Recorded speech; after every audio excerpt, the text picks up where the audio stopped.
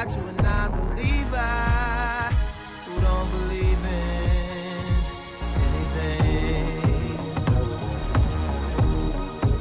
Will he make it out alive? Alright. No church in the wild. Tears on the mausoleum floor. Tuesday, October 24th. You're listening to Lucky in the Locko. Welcome in, guys. We got a good show for you today. We're going to be talking a little bit of NFL, NBA power rankings. Big week of college football coming up. Kind of a snooze fest last week in college football. We got a lot coming up today. How you doing today, Kenny? I'm doing well, man. I'm doing great. You know why I'm doing great? Why are you doing great? Well, I'm not doing that great because the Jets lost. But you know what? I am doing pretty well. I'm not going to lie. That's all right. Hey, we got a big week coming up. You're not going to pick the Jets again this week, are you? We'll get to that. We will get to that. We'll see. Let me just start off real quick by just saying this show is going to be dedicated to one of our favorite artists. Shout out Kyle Giglioli, Drake. It is his birthday today. We're going to have a little bit of Drake playing. So just for those of you who are listening, just letting you know, we're going to have some Drake during the commercials instead of the usual alternative, or we had Kanye last week. But we like to mix it up here. We like music, so, keep it fresh. And we'll keep it going. So we're going to start with the Monday night game. Last night, the Washington Redskins traveled to Philadelphia to take on Carson Wentz's Eagles. And Carson Wentz just continues to just play out of his mind. Second-year quarterback, and he just looks great. He looks like a veteran out there. Nothing seems to bother him. He just looks great. My MVP. I can't argue with that now. He's got the Eagles 6-1 when I only know, I think, one person that put them in the playoffs this year. And they're 6-1 right now, looking good. Their defense looks okay. Not okay. It looks pretty good. Carson Wentz looks great. Nelson Aguilar's coming into his own. Zach Ertz looks great.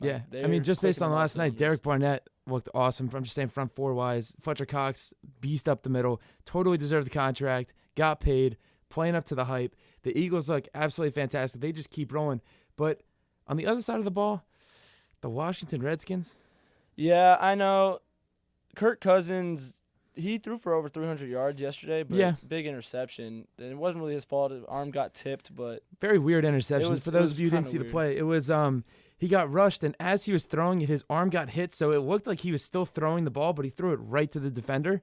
But his arm actually was getting held back, and he just literally went right to the Eagles defender. And Game over. I'm usually a big Kirk Cousins hater. I'm not going to hate on him as much. His grandmother passed the night before the game, so you don't really know where his head's at. Yeah. But he still threw for 300 yards, and I think 3 touchdowns, so I'll give him that. But other than that, Redskins, it was more or less just the Eagles were the better team, and they are just a team that could just completely dominate the ball.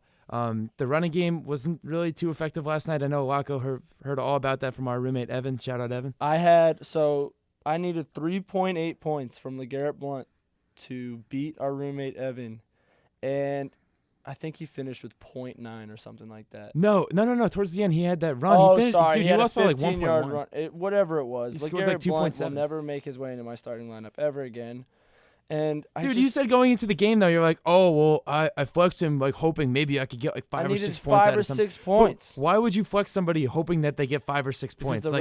Because that's my awful. bench is so bad. You had Crowell.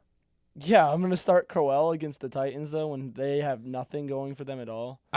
When the Eagles are set at 5-1 at the start, and like maybe they're gonna get some garbage time touches there. I don't know. When the Eagles throw the ball 90% of the time, they're literally in the shotgun every single play. So the Eagles started trying to be balanced yesterday. Didn't really work. So then Doug Peterson made a very good call. They went to an up-tempo, mostly throwing offense, and Carson Wentz seemed to be in command, total command of that offense. Oh yeah, just looked great the entire night doing it. I was nervous. So for those of you who don't know, the last couple weeks there have been backdoor covers on Monday Night Football. The last 2 weeks have been backdoor covers, and it was sitting there. It was line was 5.5. It was 31-17. No, I'm sorry. It was 31-17. Yeah, 31-17. And then the Falcons kicked the Redskins, I think, either kicked a field goal or scored a touchdown to make it. Yeah. It was very, very close. It was right there. They had the ball with a chance to drive at the very end of the game with like literally 20 seconds left. Meaningless touchdown they would have scored, but he would have got the backdoor cover. And Kirk Cousins took a sack, and then they had a weird little screen pass get tackled for negative yards, and that was quickly over. Yeah, that was my lock of the week, though. I hated that. They ran that draw play. Yeah, it was like third and 25 after taking the sack, and they're like, oh, we're going to draw it up the middle with 20 seconds left. Terrible. Come on. What is and that? Then Kirk Cousins throws it away on 4th down, which does not make any sense. He didn't even give anybody a chance for the ball. He just threw it out of bounds. Not the worst throw this week, though, in the NFL. We'll get to that one, though. We have a much worse throw. So moving on, we had a lot of hype surrounding the Patriots-Falcons game on Sunday night, and it just was terrible. The Falcons basically got shut out by the worst defense in NFL history. They let up Julio Jones had a really, really great catch over Malcolm Butler in the end zone. But other than that, the Falcons they had a very, very poor night. Yeah. And Tom Brady still looks like Tom Brady. The defense, I don't want to say the defense figured it out after 1 week, but, I mean, they played better.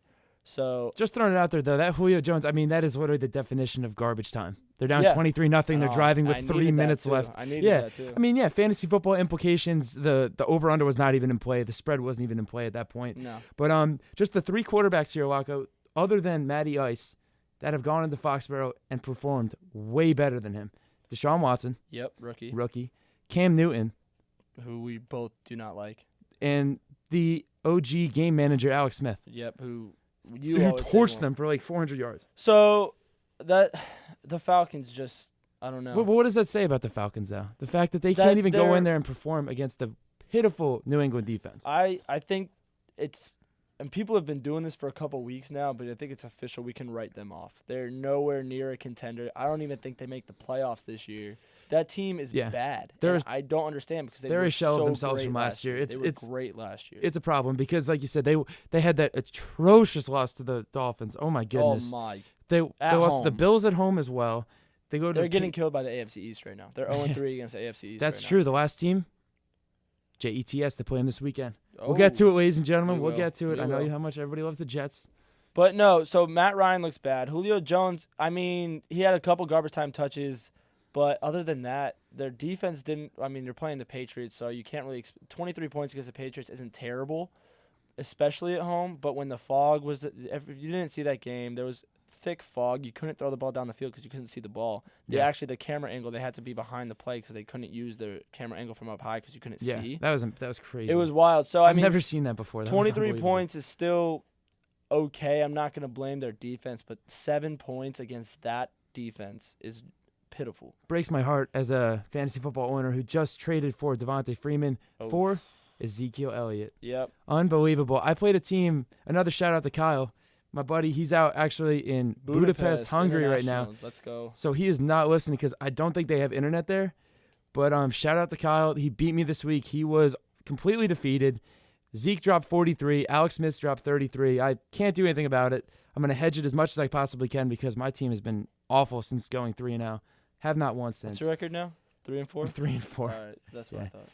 Okay. All right. I'm still. My team's better than the Falcons. My team goes out there and beats the Falcons. That's true. Your team does beat the Falcons. I also have Devontae Freeman playing against himself, so we'll see how that goes. Yep. No, but talking about that 49ers-Cowboys game, not much to talk about there. It was a 40-10 game. But nope. Ezekiel Elliott is back, and he looked really, really good at San Francisco. Hopefully. I think it's better for the NFL when the Cowboys are good because people watch more because they want to hate the Cowboys. I was going to say it's good for depending on what area of the country you're in. Yeah. I mean, back home in Jersey, there's so many Cowboys fans that just come out of wherever they're from, and they're just like, yeah, love the Cowboys, America's team. Aikman, bro, he's the man, best commentator ever. Him and Joe Buck should do every single game ever. The Cowboys fans are. That's the thing though. It's better when they're good because you love to hate them. So I just hate. They have the Golden State State at all times. I don't love to hate them. I just hate them. They have the Golden State Warriors effect on me. I watch every single one of their games, hoping they lose.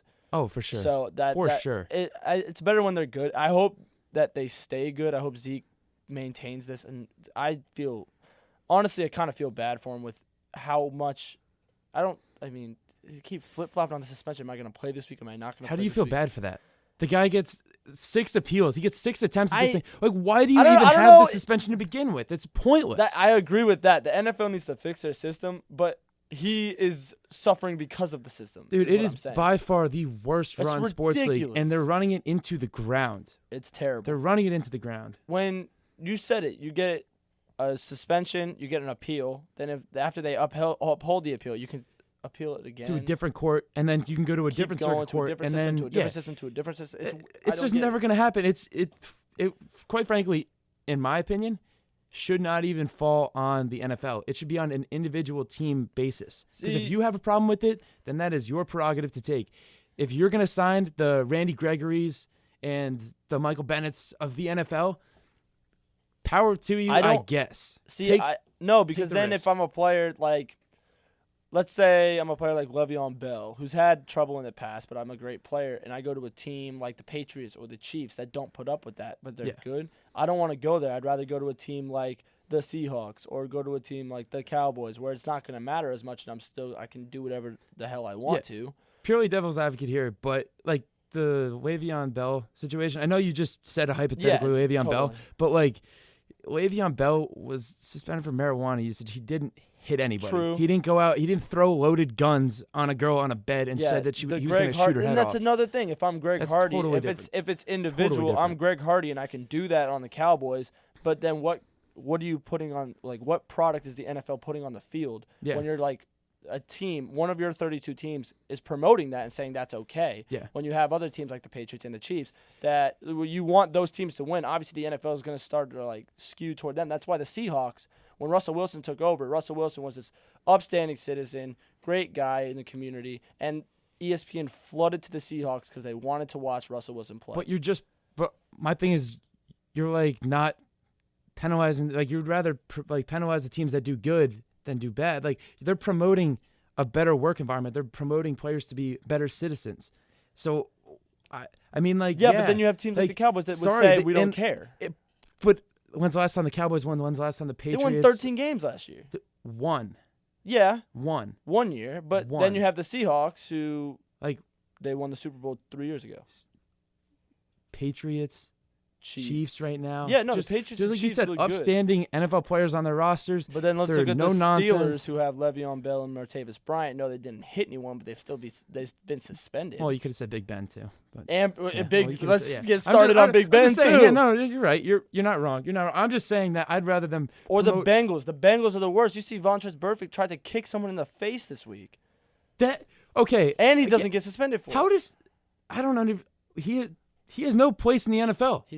I think he's had $800,000 worth of fines in his career. At some point, it's time to be done. Like what? Does he have to end somebody else's career before his career gets taken from him? Like, are you serious, NFL? That was another game. That was a game of two halves. The Bengals, they looked good in the first half, 14-14 at halftime against the Steelers, and then Andy Dalton and the Bengals offense just took a total laid an egg in the second half. Yeah. A.J. Green, I think, had 0 catches. Joe Mixon had 0 catches. He did not have a touch. He didn't have a touch. Andy Dalton had 2 interceptions. He was very outspoken about that after the game. And just like on the other side of the ball, Martavis Bryant. Yeah. But, yeah, both players incredibly disgruntled. Joe Mixon was like, how are you going to draft me, whatever overall, and then not give me any touches? And I think they should have given him the ball. He had a good first half. Yeah. No, and he's probably the best playmaker that they have on that offense right now. A.J. Green, other than A.J. Green.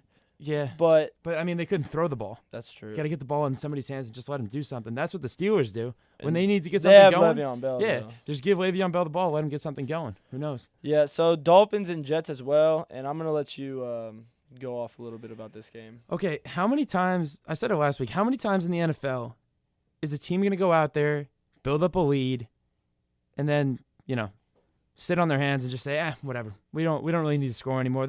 It's just football. I mean, like, why would we need to score anymore? Jets are up 28-14 going into the fourth. Matt Moore comes in for the injured Jay Cutler, who's actually better than Jay Cutler. Beside the point. The Jets give up 17 unanswered and lose.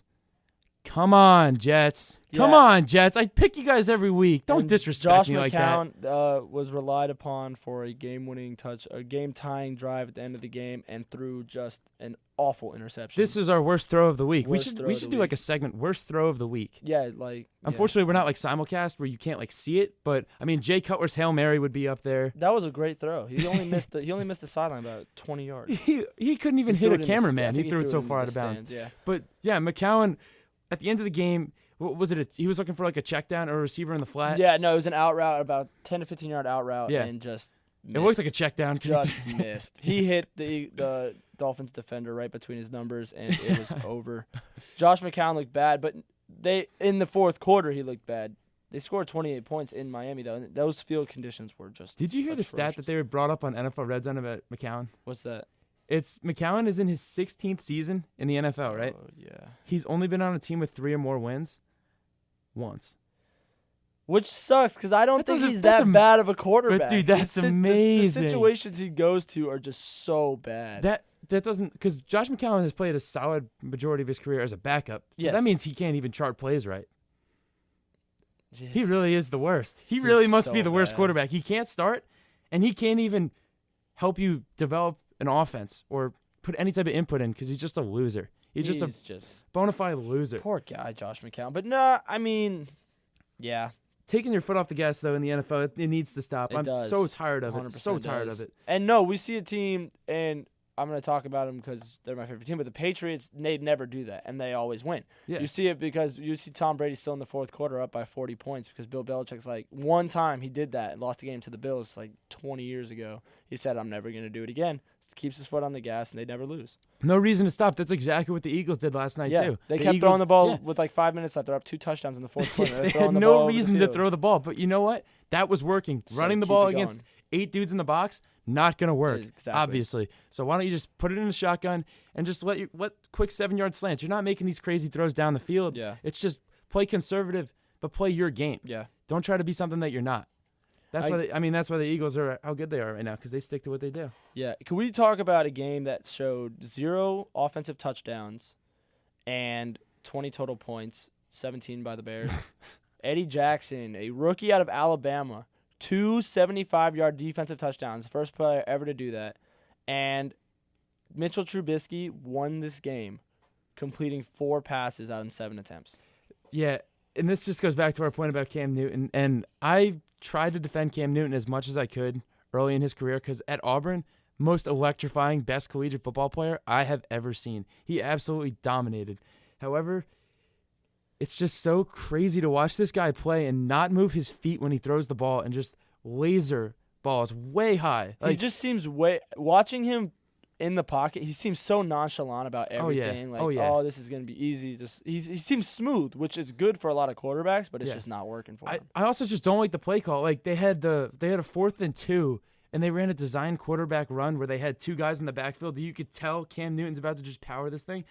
They got a 2-yard loss. It was a horrible play. Like, what are you doing, Ron Rivera? The Panthers are just bad. Terrible. And you showed me a stat. So everyone, if you listen, you understand. I'm a huge total touchdowns to total turnovers guy with the quarterback. This is the most important position on the field. You can't win games turning the ball over, 100%. And you rely on the quarterback to score touchdowns. Definitely. So Ken, right before the show started, told me this stat, and I could not believe it. Cam Newton has 10 total touchdowns this year and 15 turnovers. You are going to win. You are going to have a top 5 draft pick if your quarterback does that for you this year. But they're 4 and 3. I understand that. I know, but I don't understand it either. Get it. The NFL. So I don't understand this. 10 to 15. I cannot wrap my mind around that. That's every time he turns the ball over. Every time he scores a oh my. And Jonathan Stewart, 0.6 touchdowns per turnover. Jonathan Stewart. That's pathetic. Does he have a touchdown this year? I don't even think he scored. I honestly didn't know he was still on the team. I think they should cut him. The defense has more touchdowns scored than their running game does. Because Cam's the only one that has rushing touchdowns. And Christian McCaffrey has only had receiving touchdowns. Yeah, he has receiving touchdowns. He has not had. They have not had a running back run the ball into the end zone yet this year. You drafted Christian McCaffrey in the first round. Give him the football. I know you can throw it to him and everything. Hand it off to him. He's a running back. But he's also like the worst mold for Cam Newton because, I mean, he can't even put the ball in Kelvin Benjamin's lap. And Kelvin Benjamin's like 6'4". That was another play. It was late in the game. Late in the game against the Bears, and he had Kelvin Benjamin wide open. It was a 15 to 20-yard route. Wide open, and he throws it over Kelvin Benjamin's head, who's 6'4". It's amazing. If you were the MVP 2 years ago and you can't hit someone in the chest from 20 yards away, I have no idea. Wide open, and he wasn't even under pressure. I'll tell you what I think is the biggest thing that's missing from that offense. What's that? I think it's a quarterback. It's your Buckeye. It's Ted Ginn Jr. Ted Ginn. They have no one to take the top off. Exactly. Ted Ginn had he's been doing great in New Orleans. He killed it in the Carolina the last 2 years. He was great. He's exactly what Cam needs. Somebody that you can't overthrow him because he's running so far. Then he's just going to catch up to it. Exactly. He's running so fast, he'll get right underneath the ball. It's perfect for Cam Newton. I can throw it as far as I possibly can. Yeah, exactly. And the Saints played the Packers this weekend in Lambeau. Brett Hundley. Wait, sorry, real quick. I had a stat about Trubisky because we were talking about the game. Mitchell Trubisky, the last 2 weeks, they have won both games. Yeah.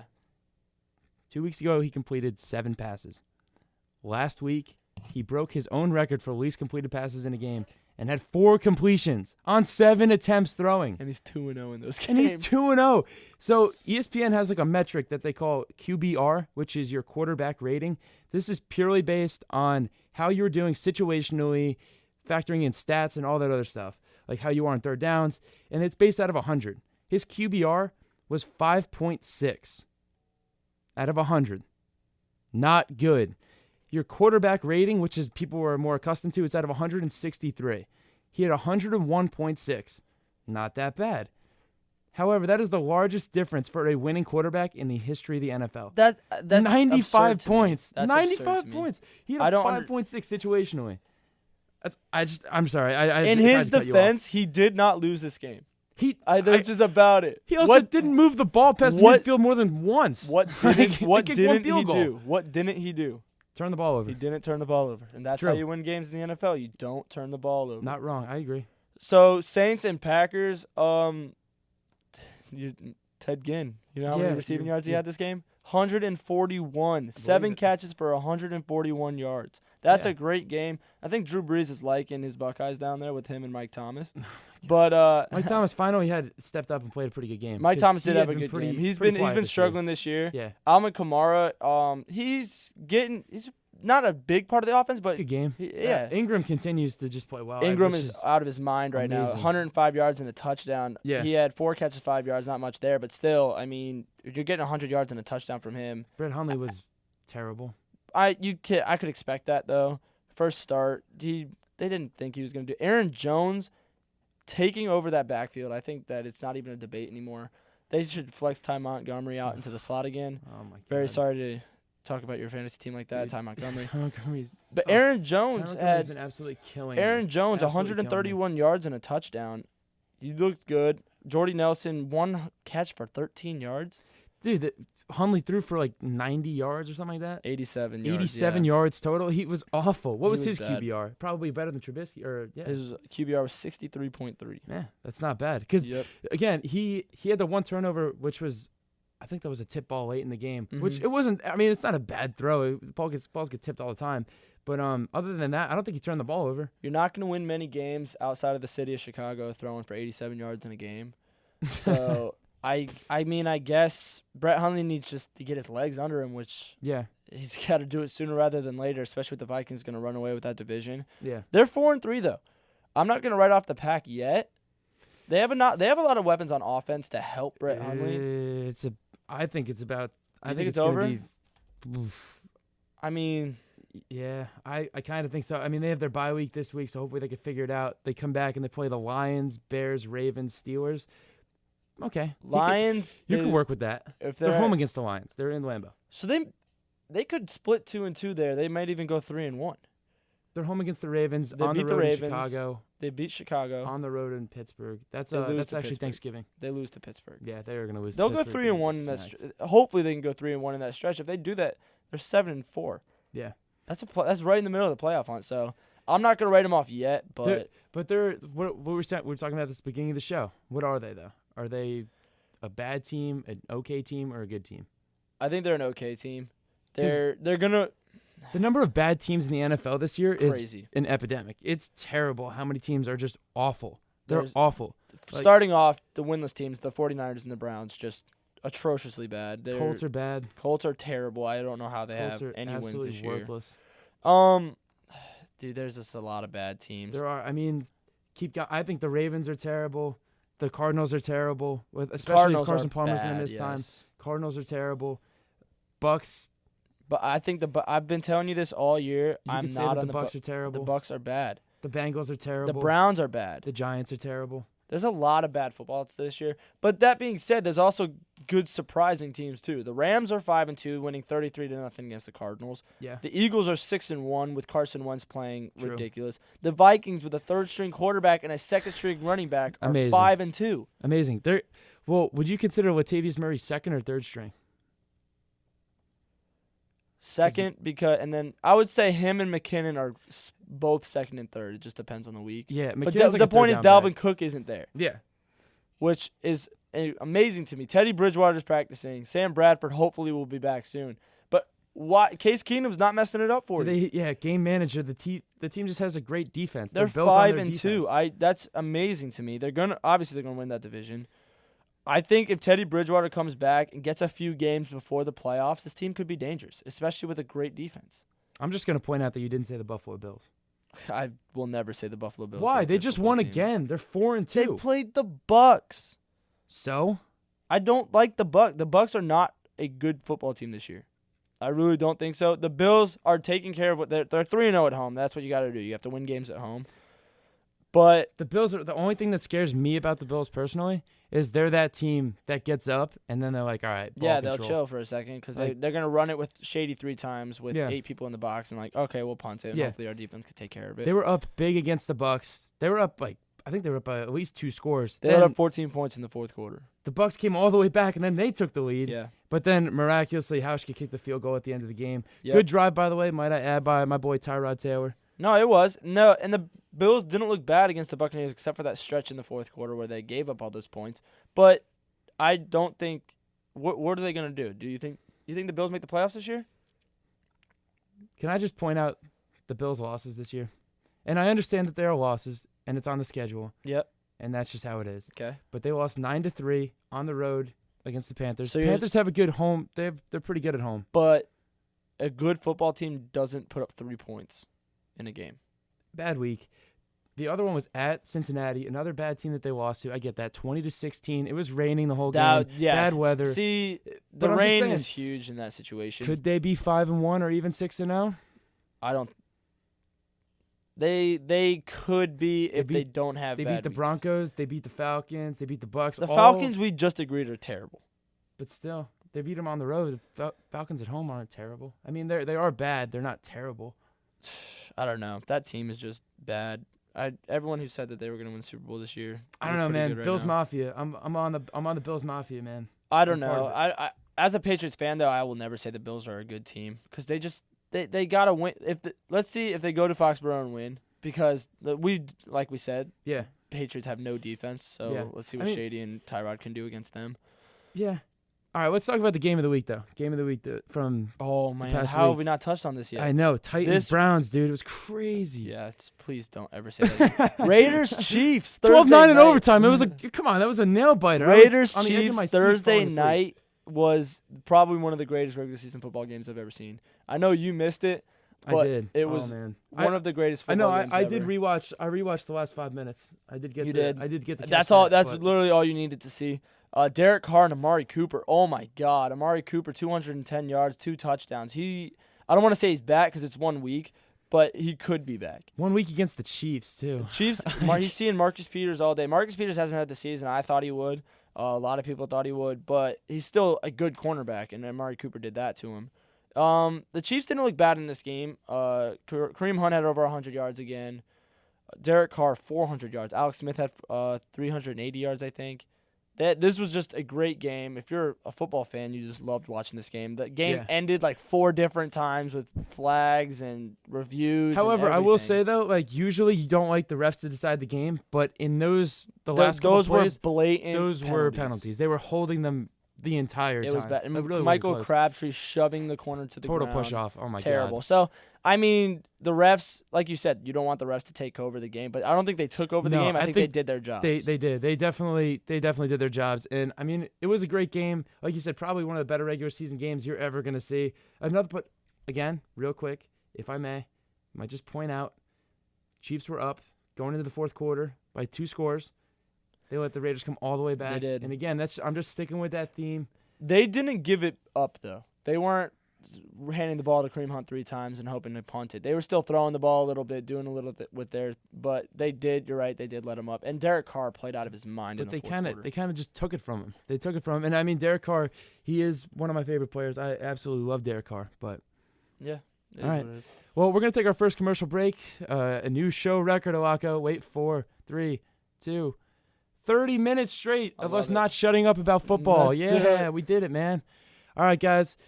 Please tweet your questions at the show. Like I said last week, unfortunately, the calling is not going to be a factor for us. The upcoming shows, we've just had a problem with the the the lag that you have when you call. It's like an 8-second difference. You literally can't even have a conversation. But please tweet in your questions at the show. We're going to be talking fantasy football at the end of the show. Listening to the Locko and the Locko on Bearcast Media. Thank you.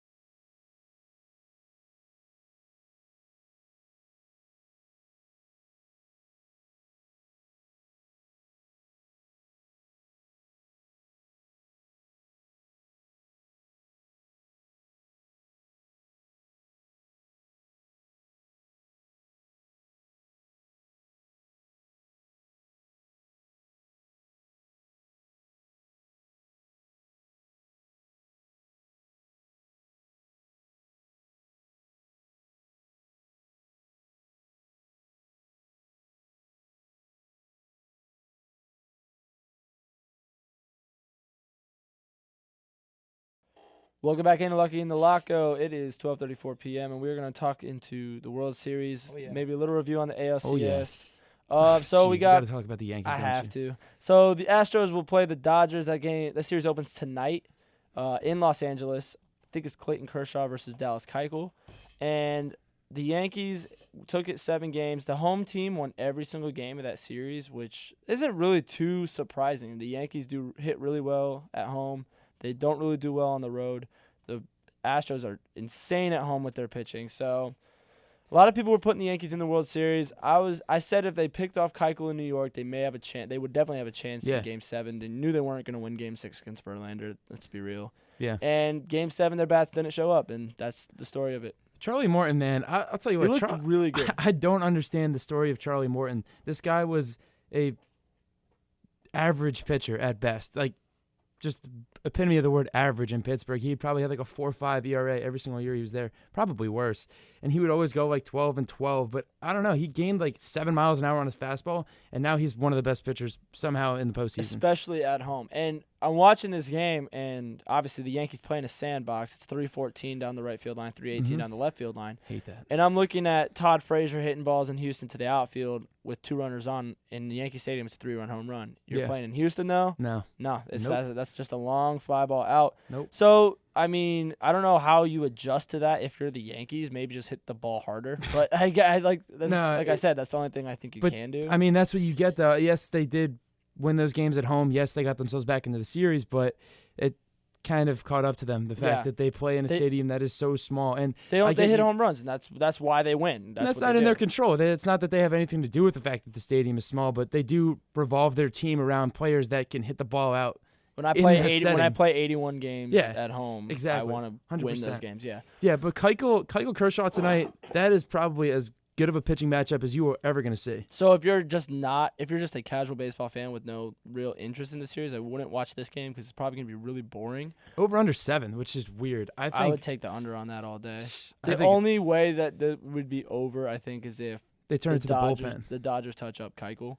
Because Keuchel away from home he's still a very good pitcher, but he's not the same. And the Dodgers are just red hot right now. Yeah. Their lineup is Pitchers Park too in LA with the wind. I don't know. Other news around baseball though, I just wanted to touch on a couple things. Shout out to the Mets for finally making a great signing, and it had nothing to do with the ball club other than manager. Mickey Callaway, pitching coach from the Cleveland Indians. Everybody knows how good the Indians' arms have been last couple of years. Got him to a World Series almost twice. Just absolutely fantastic signing by the Mets. They have such a good young core rotation. Dusty Baker out with the Nationals. They were just talking about it on Mike and Mike this morning. That is 4 managers for Bryce Harper before the age of 25. That's insane. Well, I mean, I think they did the right thing getting rid of Dusty Baker, though. He had so much talent on this team, and they went 0-3 in the playoffs, 1-3 in the playoffs against the they won the the one game against No, and I was listening. Who was I listening to? I think it was Colin Cowherd about this. They were saying the manager situation in baseball is way too overreactive, way too quickly. I agree. Joe Madden won the World Series last year, and now Chicago fans want him out because they think he can't manage a game because he lost in 5 games to the Dodgers. Yeah. The Yankee fans in the ALDS, myself included, were talking about, Joe Girardi needs to be out. The way he managed Game 2 was just so poor, and then he gets you to the 7th game of the ALCS, and now, I mean, I kind of want him to be extended. I think so. We were talking about this as well at the beginning of the show. I think the Yankees offer him a 1-year extension. They give him one more shot at this. I agree. But I think he turns it down. I think he turns it down. I think that's disrespectful. They were talking, and they've talked all year about how they're going to not renew his contract. He was in a contract year. He's now, I guess, a free agent, if you would say, as a manager. So I think they should offer them that 1 year. But if you're Joe Girardi, do you really want to come back to New York? I mean, he's a Yankee, though. He is a Yankee, but he's been getting just – everyone's been criticizing him all year long. Yeah. How much can you really go with the New York media criticizing you when you get to the 7th game of the against ALCS? I'm sorry, you lost to the team that was the best in baseball at home. Exactly. That team never lost at home. And they held serve at home. The Yankees were undefeated at home this postseason. Exactly. And what more can you really ask for? He managed the heck out of a bunch of games. They used Robertson nearly to perfection this offseason or postseason. I'm sorry. I don't know. I could still see him winning playoff MVP. The guy was unbelievable. If they bring everyone back, which I believe they will and should, except for CC Sabathia. Well, I mean, if you're Joe, I get that you don't want to come back in the New York media, but maybe, just maybe, he says, I got the same team. I know what to do with them. Let's try this. We'll see one more time if we can get to the World Series. But again, that's a lot weighing on him. Yeah, but again, like what you're talking about with the short leash in baseball, John Farrell in Boston, he also got let go. They just picked up Alex Cora, former utility man for them. I was a big Alex Cora fan when he was playing, just because, like, jack of all trades. Like, I love that kind of player. I love the Daniel Descalsos of the MLB, the Ben Zobrist, the guy that could just play anywhere. Just does everything for you. Like, can you go play this? Sure. Eduardo Nunez did it for the Yankees. Yeah. Just a guy that can. When Derek Jeter was already played shortstop, Yeah. and did so he moved to second. They put him at third. Third, A-Rod was outfield. He plays every position. Speedster. Matt Holliday does that a little bit, but he's just so old now. But speaking of throwback baseball, though, let's talk about the last time the Astros were in the World Series. This is a lineup right here. Yeah, this is awesome. So the last time they were in it was before Locko was born. It was 2005, and so the Astros got their butts kicked by the White Sox. They lost in 4 games, got absolutely swept. Was one of my favorite managers, Yes. For However, this lineup that they had, this is their like core 5 that they had. Their rotation started with Roger Clemens, Juice, Roy Oswalt, very consistent, Cy Young winner, I believe. Great. Andy Pettit. Great pitcher, legend. Legend, absolute legend. And then their best hitters, 2 Hall of Famers, should be Hall of Famers. The Bash brothers. Jeff Bagwell and Craig Biggio. Great mix right there. Great change of pace. You got the big bomber, and then you got Craig Biggio, who was just automatic at the plate. Yeah. I remember watching that series with like Jermaine Dye, Mark Burley, Jose Contreras. That was like when I was very into baseball. This was also when I was 10 years old, which who wasn't into baseball then. But yeah, I just wanted to bring that up because I was just looking at it today. Like, when's the last time the Houston Astros won a World Series? What's the answer to that? And now you have a 5 foot. What, the last time they won the World Series? They never have. Never. They've never won the World Series. Nope. No, but now you have a guy leading your team who's 5'6" and can mash the ball. He's hitting 346 when right. You got Craig Biggio molded with Jeff Bagwell, and it's Jose Altuve. Jose Altuve, who's should be the MVP. Looks like Pablo Sanchez. Pablo Sanchez. For those of you who don't know who Pablo Sanchez is, you didn't have a childhood, and I'm very sorry about it. Again, not everybody here was born after 2004, Locko. So not everybody here played backyard baseball like you did. Backyard baseball was. But give me your pick. Give me your pick. What do you got? Dodgers in 6. Astros in 6. Okay. Yeah. I think it's going to be a great series. Yeah, I think it will be too. I'm genuinely interested in this series. Yeah, I definitely will be watching just because I love the Astros lineup. They have a lot of power. That's why I like the Dodgers. The Dodgers lineup top to bottom is just ridiculous. I think the Astros are more due for it, though. Like you said, the Dodgers are 7-1. They're rolling right now. Perfect time for the Dodgers to collapse, just like they always do. Just like in the regular season, they collapsed in September. Perfect timing. And I think that this is just the Astros' year. I don't know why. I just like the lineup a lot. Yeah. George Springer's one of my favorite players to watch. I love Correa, love Altuve. Reddick needs to get his bat going. Sorry? Josh Reddick needs to get his bat going. What did he bat? I think he had one hit in the ALCS. Yeah, it was like 1 for 22, God, I think. Awful. He was so bad. So if they get his bat going, then they literally have no holes in their lineup. So yeah, I like I said, I'm genuinely interested in the series. I think it's going to be a very good series. I hope it's not determined by the bullpen, though. I hate when baseball games are just determined by the bullpen. Especially when the Dodgers spent so much money on their starting pitching. Yeah. They should roll with it. They need to let that ride. Interesting you said that. So they made that trade for Darvish at the deadline. Likewise, the Astros made the trade for Verlander. When's the last time you saw a trade for both sides? I understand Andrew Miller. That worked out so well for both teams. It's been a while, but so well. That's awesome. That just proves that deadline trades are huge for the playoff implications. We saw it with the Yankees with Todd Frazier and David Robertson. Obviously we're seeing it with the Dodgers. We're seeing it with the Astros. Yeah, it's huge. So I think baseball. There's a lot more to baseball than people think. Yeah, there definitely is. And again, we don't want to talk about baseball for forever, too long here. It's just the World Series, so we got to touch on it a little bit. Especially it'll probably be over by the next time we do the show. So yeah, Game 6 is next Tuesday. So perfect. Yeah. Perfect. Moving into college football, there was a lot of games coming into the week. You're like, oh, okay, this is gonna be a really good game. Like Notre Dame USC was supposed to be a pretty good game, 13 versus 11. Were they ever? Oh my goodness, it was bad. Notre Dame just beat the hell out of USC. So I'm going to be doing a segment on the show for the rest of the college football season. It's going to be Sam Darnold's touchdown to turnover ratio and compare it to other top quarterbacks in the country. So let's just start with Sam Darnold through 8 weeks. Touchdown to turnover ratio, 20 touchdowns, 16 turnovers. This is where I'm supposed to do a sound effect. This is supposed to be the best quarterback ever. He's supposed to be the second coming. He's supposed to be the number 1 overall pick and lead a team to a Super Bowl in the NFL next year. He's supposed to be great. Let's just go through some guys that have gotten no draft talk at all. Baker Mayfield, who is having a great season for Oklahoma, 22 touchdowns to 3 turnovers. That's a little bit better. J.T. Barrett, 26 touchdowns to 1 turnover. Trace McSorley from Penn State, 21 touchdowns to 6 turnovers. And Will Grier from West Virginia, who's not even that great of a football school, 28 touchdowns to 7 turnovers. Yeah, but how do you Sam Darnold? The talk needs to stop. If he's turning it over like this in college, what is he going to do against a professional defense and professional players? This guy is not good at football. Yeah, I'm starting to buy into it more and more, especially when they get results like 49-14 against Notre Dame. Notre Dame. South Bend's a tough place to play. I'll give him that.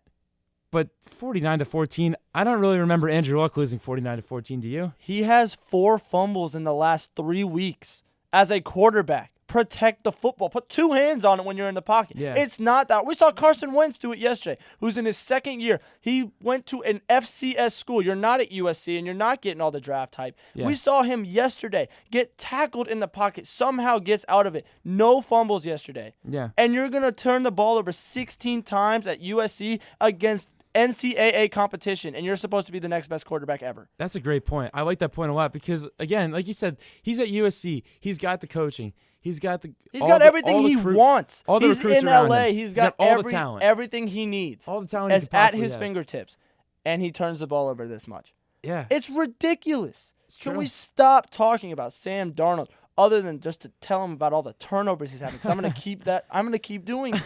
Oh, my goodness. Yeah, Sorry we get about it. We that get it. rant. You Yeah, hate USC. all right. We get it. That's Sorry okay. about my rant. No, but, we all my have God. it. Don't worry. We all do it So sometimes. bad. It's okay. It's okay. Hey, man. but Just your calm boys, down. shout out to Rutgers. Rutgers beat Purdue, and now that's their 2nd win in the Big Ten. I think that is their program high ever for Big Ten wins. Now, here's the question, Locko. Say, this is just a big hypothetical. Okay. Say they have Michigan, Penn State, and Michigan State left on their schedule. If they win out, do they get into the college football Rutgers, playoff? if they beat Michigan State, and Penn State. Come on. If they beat those 3 teams, I say they deserve it and put them in. I think they lose by a combined 150 points to those 3 teams. Whoa. What? Whoa. What? Spread this weekend's only 23.5, my friend. 23 and a half. Yeah, it's Michigan only 23 and a is half. going to slaughter them. Yeah, you think especially they're gonna win by so that was 50. another game that was supposed to be great this weekend. And from the second play of the game, you knew it wasn't going to be. So Penn State and Michigan played in Happy Valley this week.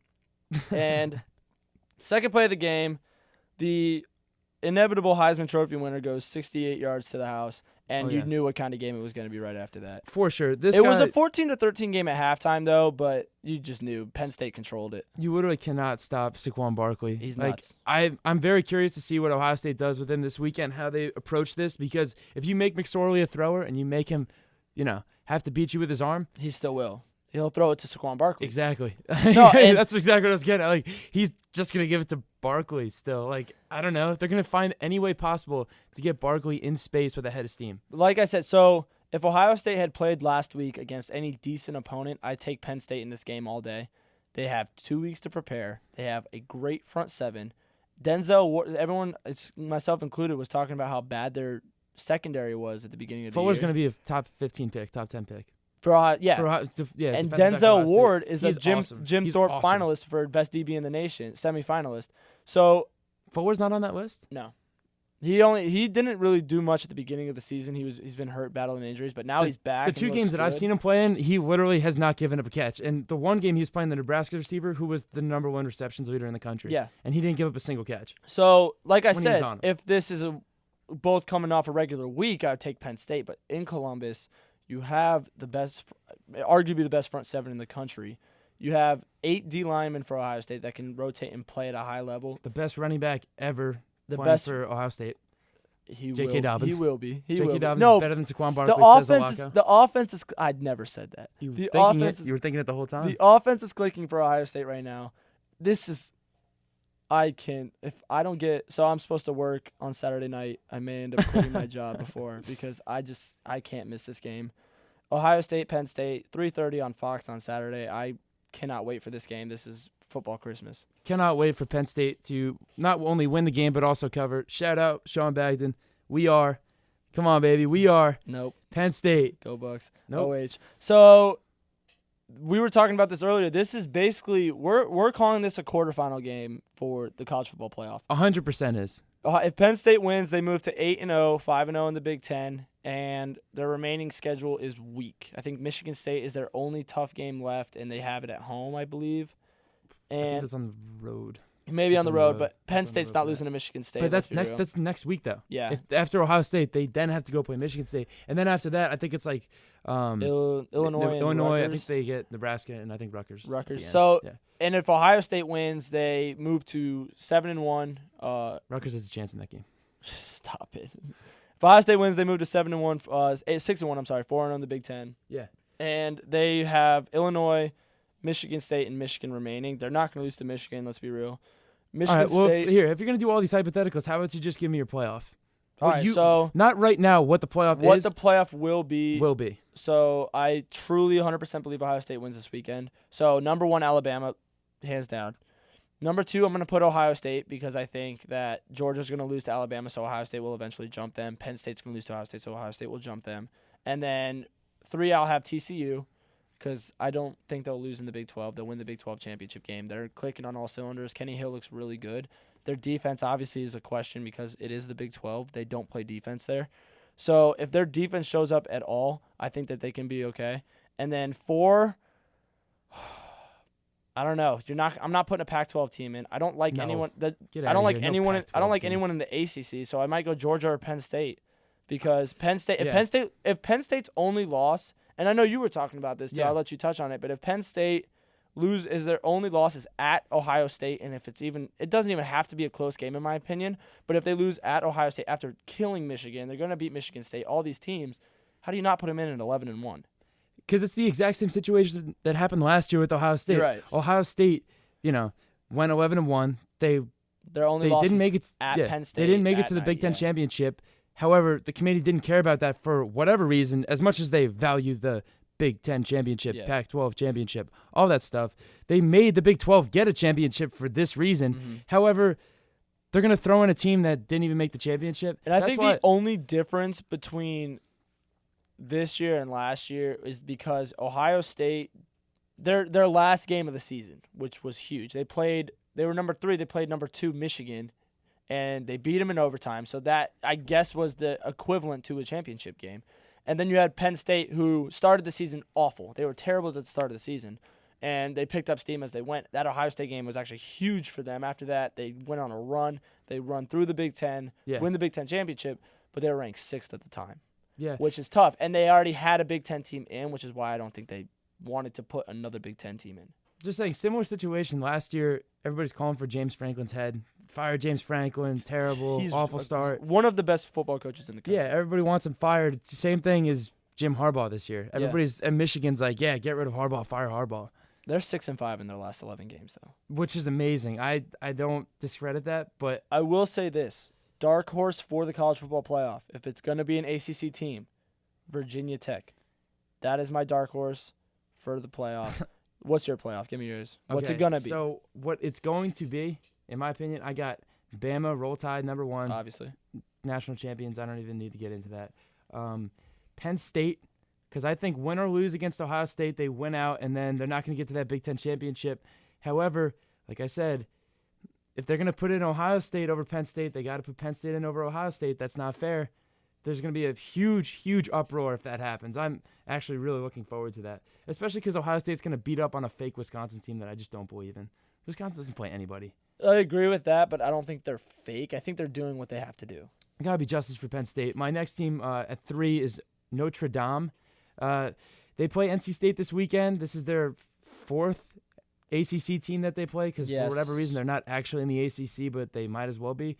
The only way I could see them not getting in is basically losing to NC State or Stanford, because if they have one loss, then the committee's going to point right to you didn't have a conference championship. Stop doing the independent thing. You guys aren't in. Georgia, they go undefeated, I think, this year. Then they're going to lose in the SEC championship. They're going to probably lose between, I don't know. Personally, I think they're going to probably lose between 3 and 4 scores against Bama. I think you're right. But if they somehow keep it close, I agree with you completely to put Georgia in. There's also a discussion to be had there because Notre Dame's only loss at that point would be to Georgia. And this is why we talked about this like a little bit before the show. Notre Dame, they play 6 ACC games a year because of their basketball contract. They have to play ACC games. Yeah. I think they should be eligible for the ACC championship because if not, they're never going to make the playoff. They should just be in the ACC. It shouldn't have to be. Yeah, you're right. Exactly. They should never they will never make the playoffs if they don't go undefeated. Join a conference. They have to go either undefeated or join a conference. They have to go undefeated because that's what the committee values so much. So Notre Dame, we get the tradition. You're independent. You have all these rivalries you have to play. Does it really matter when you're not winning national championships? Would you rather play 6 rival games a year, you win 4 or 5 of them, and then don't make the playoff, or do you play 3 of them a year and you're out of conference schedule, and then you go to the college football playoff and win a national championship potentially? Especially if you're going to play the rivalry games, and then they're going to play the ACC schedule on top of it. They're playing very high level competition already. You're going to pick up, potentially 2 or 3 losses. Every single year is going to be great. That doesn't make any sense. So if you want a lackluster out of conference game that every college team needs, but you still want to keep it a rivalry, play Purdue. That's still a rivalry. Yeah. Play a Michigan State. I know Michigan State's good this year. Last year they went 3-9. Play a team like Michigan State, and then you'll still get your USCs, your Stanfords, your Michigans. You'll still get those rivalry games. It's not like the ACC is this ridiculously overwhelming conference. No. I mean, yes, this year kind of an up year with Miami and NC State playing pretty well. Syracuse doesn't even look terrible. Florida State's been awful, but atrocious. But still, if they're healthy, Florida State could be up there. Yeah. Clemson, I know they got the loss, but still, that's 4 pretty good teams. The ACC doesn't look absolutely terrible, and I mean Notre Dame, I think you get in if you lose a game. I agree with you. No, Notre Dame, the only way they can do it is to join a conference or go undefeated, and I don't see any of those happening in the near future, which is unfortunate because that does hurt your recruiting. I know Notre Dame's got all this tradition. You want to do that. But if I'm recruiting against Notre Dame, all I have to say is, yeah, we can go to a playoff every time we want to, and you can't. So the other thing, so about like Georgia, right? So Notre Dame has the loss to Georgia. They were home. Mm-hmm. They lost by 1 point. How much? What does a margin to defeat do for you, Locko, in terms of the playoff? It depends on when the game is. Obviously, that was early, so I want to see how the teams progress from that. I don't weigh early losses as much as late losses because what have you done for me lately? Exactly. Yeah. So if it's a 1 point loss, like if Georgia loses to Alabama by 1 point in the SEC championship game, that's a week before the playoff. I'm putting them in. Yeah. If Georgia beats Notre Dame by 1, and then Georgia loses 3 of the next 4 games, I think Notre Dame, maybe that loss doesn't mean as much. It doesn't mean anything to me because obviously it's not the same team. So hypothetically, though, let me just throw this out there, right? So Alabama goes out there and they beat Georgia 49-3. I don't in a put de facto Georgia home game. I get that you would not put Georgia in because they got beat up by so much, but do you penalize Notre Dame because they lost to Georgia, who just lost by 49-3? That's Alabama? really tough. That's what I'm saying. It would have to be on how convincing Notre Dame is. If they're winning how they should, so margin to victory. That's what I'm yes, saying. if they're winning how they should, 49-14 against USC. That's not how they should. That's above and beyond what they should be doing. That's a great impressive win. But from here on out, they play Stanford. If they beat Stanford by a touchdown, if they beat whoever they play, these ACC teams by 2 scores total, then I don't put them in. But if they're blowing teams out and Georgia gets blown out, I don't think that loss matters. Yeah. So Notre Dame, they play NC State this weekend. Win by at least 3 or 4 scores. They have to. NC State's ranked though, 14th. They play they got a good remaining schedule. They play number 14 NC State. Okay. They play Wake Forest home. It's an ACC game. At Miami, who's number 8 in the country, still could be undefeated at that point. That's a good game. Navy home. Navy's not a bad team points at all. And then at Stanford. They have a good strength of schedule. Okay, if they do what they should, they're looking at 6 or 5 or 6 in the rankings, but you blow a couple teams out. If they win out, though, and they beat 5 ranked teams through the course of the year, their only loss coming to Georgia. At that point, it depends on what everyone else does. If TCU goes out there and goes undefeated, you have to put them in. Bama's going to go undefeated, you have to put them in. I think this year you have to put the Big Ten champion in because it's either going to be Ohio State or Penn State. You're looking at there's a problem though. Left. There's a problem. If Ohio State wins, if Ohio State wins on Saturday, then they're going to get in. And Penn State will too, if they hold serve and go 11-1 with their only loss at Ohio State. But then you're gonna. So what's gonna be Penn State, Ohio State, TCU, so Bama? Let me ask you this. Yeah, Bama, Ohio State. No Notre Dame. Even if Notre Dame plays well, if TCU wins out, because listen, let me ask you this: what's a better loss? Georgia at home by 1 or at Ohio State in a close game? Who's the number 2 team in the country? But again, like you said, it's so hard to weigh that game because it happened earlier in the season, and also like that's true. Margin of victory, it comes into play. Even though, like honestly, I don't believe that it should, but it does. So Penn State blows out Michigan. They lose a close one to Ohio State. Go to Michigan State, and they blow them out. 3 weeks in a row. That's 3 good football games that you played in a row. That to me looks. It depends on what Notre Dame does. But you can't penalize Notre Dame for winning. Like, you're gonna be like, I can penalize them for not having a conference championship. That's fine, but you can't be like, oh well, they didn't beat Stanford by 20 points the last game of the year, and Ohio State champions, and Penn State got screwed last year. We got to put them in too. No, I don't care about last year. I don't care about last year at all. But there's no way you could do that without taking one of those teams out. You have to take Penn State or Ohio State out. There's no way that they both make it. They can't do that. They cannot do that. This is all hypothetical as if Notre Dame wins out. I don't think they win out. If they do, we can talk about this on that show. But I think they look pretty good. They look good. I think they have a good chance to. I think those are 4 tough games left. I think they'll be all right against NC State. At Miami, that's going to be tough. And if Miami's still undefeated at that point, that could be like a 5-6 matchup. That could also be like a de facto quarterfinal game.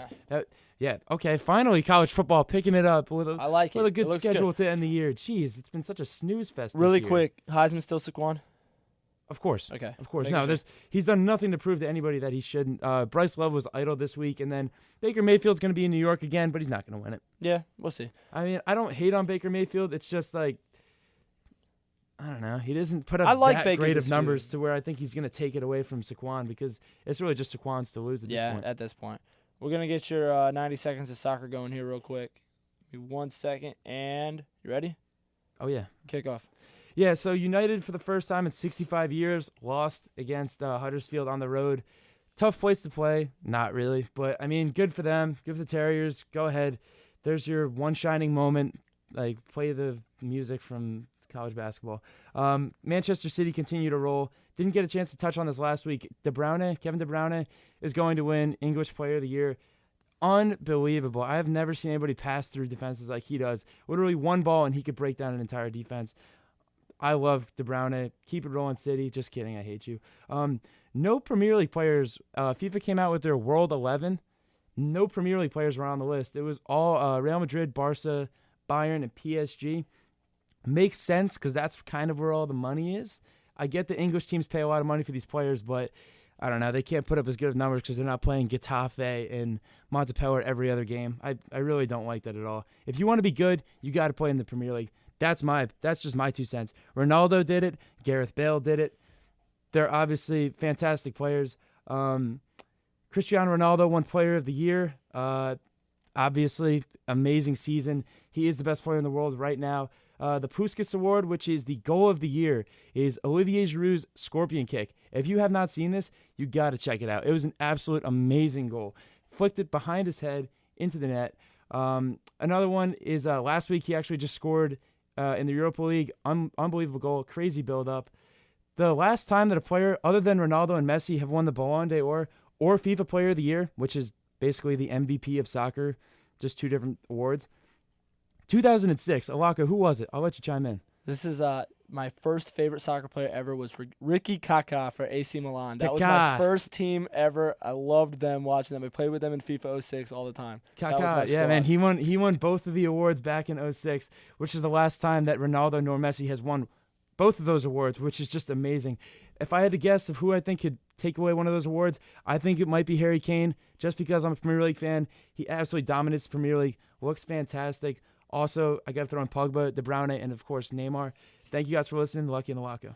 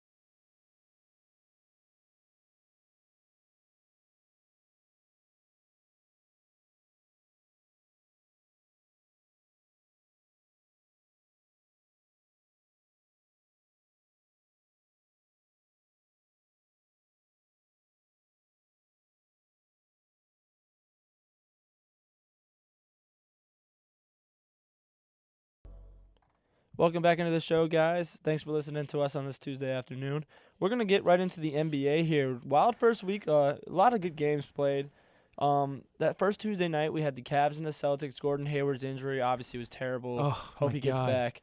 God, but terrible. The Cavs win that game, and the Warriors played the Rockets later that night. And that was one of the best first games of the season I've seen in a long time. Probably one of the best games you're going to see all year. Yeah, no, the Rockets, with Chris Paul going down, he didn't really play much in the fourth quarter, and the Rockets still find a way to win. If you didn't see the end of that game, Kevin Durant hit a buzzer beater. Just he didn't beat the buzzer. It was still on his fingertips right as it went off. It was a great. I thought it was good at first. Buzzer beater that didn't beat the buzzer. I thought it was great at first, but no, the Rockets look good. I like the Rockets this year still, and the Warriors are 1-2. What is going on with them? 2-2 now. They beat the Mavs last night. Yeah, they killed the Mavs. Did you see Draymond on the bench when that guy came in the game? No. He looked at Clay. He's like, "Who the hell was that?"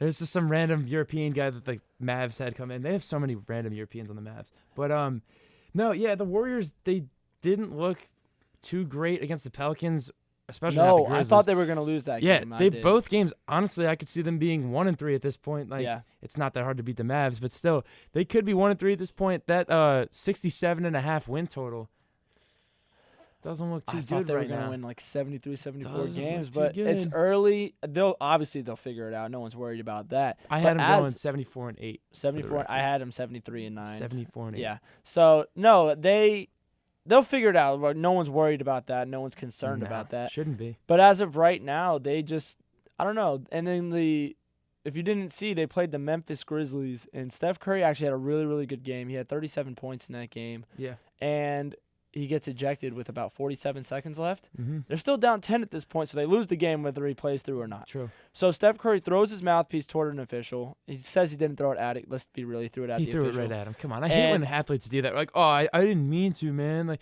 come on. Just man up. Just say you did it. Like, exactly. All right, you're going to get the suspension regardless. Actually, Steph Curry, who cares? Didn't they say they're not going to give him a suspension for that? He's not getting suspended. He was fined $50,000 and no suspension. Oh, $50,000? Mm-hmm. Oh, my God. Yeah, I know. It's a really big deal to Steph Curry. Oh, my God. His family's probably strapped for He's cash. just going to reach in his back pocket and pull out that $50,000 and pay it to the NBA. You should just give them $50 million and just say, F you to the NBA. You're like, yeah, how hard is that? I just took on a couple zeros. My bad. I miswrote the check. Kevin Durant also got ejected from that game for arguing with an official because he thought Steph Curry got fouled. And I got to say one thing. Shout out to Steve Kerr. That man, I feel like Steph Curry didn't get suspended because Steve Kerr knows exactly how to talk to the media. He goes, "Oh, he endangered the lives of thousands of fans. He should get 8 to 10 games for it." Like, totally sarcastic about the whole thing, downplaying everything. He's so sarcastic, Steve Kerr. He's great. Steve Kerr is great for the NBA. I miss him on the mic. I miss him commentating. Yeah, for sure. I loved him as a commentator. He was great. Uh-huh. He was just awesome. But I feel bad. Not feel bad, but no, the Warriors are fine. They'll figure it out. No one's worried about them. They're 2-2. Not at all. Nope. But in our power rankings, we have Houston at first, which, let's be real, Houston's great, especially when Chris Paul comes back. Yeah, they beat the Warriors. They looked absolutely fantastic. Eric Gordon looked great last night. We were questioning their depth a little bit at the beginning of the season, like right before or during our preview. Rightfully so. They traded 8 players to the Clippers. But they look good. They got Nene off the bench, Eric Gordon off the bench. I love Nene. They have a lot of good players on that team. Yeah. I like Houston. Honestly, they're gonna finish second, clear cut. It's just how far behind the Warriors are they gonna be. I think it's a lot closer than a lot of people are gonna think. I think. So, like, at the beginning of the year, I said 74-8. I would have said the Rockets probably went about 60-22. So it would have been about 14 games behind. Yeah. I think they probably, after seeing that way that they played and how they've played so far this year, I'd give them 6 games. Yeah. That's honestly, in years past, that's extremely close for how well the Warriors have been doing. It's as close as it's going to be, though, I'll tell you that. That 6 games is, just very, me being generous close, because 4 games into the season and they look good. But second we have the Spurs, who they haven't had Kawhi Leonard for the first week here, and they have not. But you know what? You know what they've supplemented that with? They've played 9 guys 15-plus minutes a night. Tell me another team in the NBA that does that. Tell me one other team in the NBA that does that. I can't do it. The Cavs, can the Cavs do that? With all the depth that they added, they have 2 starting lineups. No, they can, but they won't. What does that mean? That means that when you have LeBron James, you don't want to have him sit on the bench for more than 8 minutes a game. You don't have to. What do you mean you don't have to? Well, Marcus Aldridge still plays 35 minutes a game. Okay, but you haven't had Kawhi Leonard, is what I'm saying. So when Kawhi he's still 9 points. When Kawhi comes back, we'll see how the minutes change. But no, that's great. It's no different. I think it looks really. The Spurs are doing Spurs things, and they're going to continue to be good. I still think they finished third in that conference because of how talented Houston is, and because obviously the Warriors are the Warriors. We have Warriors third on this list, like we said a million times. They're going to figure it out. Draymond had an injury against the Houston in the Houston game. Steph's not going to be this whiny little girl the whole season, hopefully. Kevin Durant, right? That's a big if. Yeah, Kevin Durant's still going to be great. Klay Thompson was stroking not last night, but 3 nights ago. Yeah. And Pellies. I mean, yeah. So I don't know. I like that. The Wizards though. I have the Wizards fourth. I have the Cavs fourth. I like the Wizards more than the Cavs this year. I just do. I don't think the Wizards lose by 20 to the Magic. Okay, so when that happens, are you gonna say the Warriors are gonna lose to Memphis by 10+ every time they play them? They could. Oh, stop it! Orlando is gonna win 25 games this year. Orlando's bad. And one of the 25 You're is right. against no, it's terrible. Your Eastern Conference champion. They will be the Eastern. Your Conference Eastern Conference champion. champion, Cleveland Cavaliers. Not mine. When you look at that game, not my Eastern Conference. When you look at that game, though, the Cavs had 3 players in double figures. You're gonna get 22 from LeBron every single night. Dwayne Wade had double figures? Nope. That was a joke. Yeah. He's been terrible. Shout out Austin Spalt. I cannot wait to see you, man. Can't wait to see you and Dwayne Wade play relevant basketball again because he's terrible. Dwayne Wade. He's awful. And those of you who haven't seen, Dwayne Wade 28% and 5.7 points a game? Come on, Flash. Where are you? Where's the 2006 Dwayne Wade that Austin Spalt knows and loves? Dwayne Wade has gone to Ty Lue, and now he's going to be coming off the bench for J.R. Smith. I think it's a good move, but I don't think it really means anything. I still think the Cavs are a great team. The Cavs are going to finish first. Just saying, I had 2 Dwayne Wade jerseys growing up. I had the whiteout one, and I had the black Dwayne Wade with the. Yeah. I am a huge Dwayne Wade fan. I love Dwayne Wade. He's also 35 years old. It's just that he's washed. He's 35. so washed, and I hate people that are like, oh, yeah, well, they got Derrick Rose and Dwayne Wade. How many MVPs can you have on a team? They were MVPs so long ago. It's so irrelevant. That's like Shaq playing on the Cavs. Like, yeah, Shaq was an MVP. Awesome. Good for Shaq. He's not 2001 bickering with Kobe Bryant Shaq anymore. He's, Big Diesel who's doing terrible rap songs and horrible movies. Like, what has Dwayne Wade done recently other than have his son drive a freaking Ferrari that's been relevant to anybody? Who cares? Dwayne Wade's awful, man. Awful. He's lost so much of his step. He literally has no first step. That was his whole game, and he has no first step anymore. No, and then fifth, I have the Oklahoma City Thunder, and I think they look good. Russell Westbrook's actually distributing the basketball. He's not being a ball hog. True. Melo's hitting his shots. In the Timberwolves game, he hit that 3 to go up with 4 seconds left. That's all you can ask him to do. Which is who I have at 5. I have the Timberwolves instead, just because they won that game. Jimmy Butler thing? Like, he's not scoring. Not really. So I forget who said, he's gonna have to accept the fact that he's the 3rd scoring option on that team. He is, because Cat and Wiggins are both averaging like 23 plus a game. Cat obviously is gonna get his 27 and 12.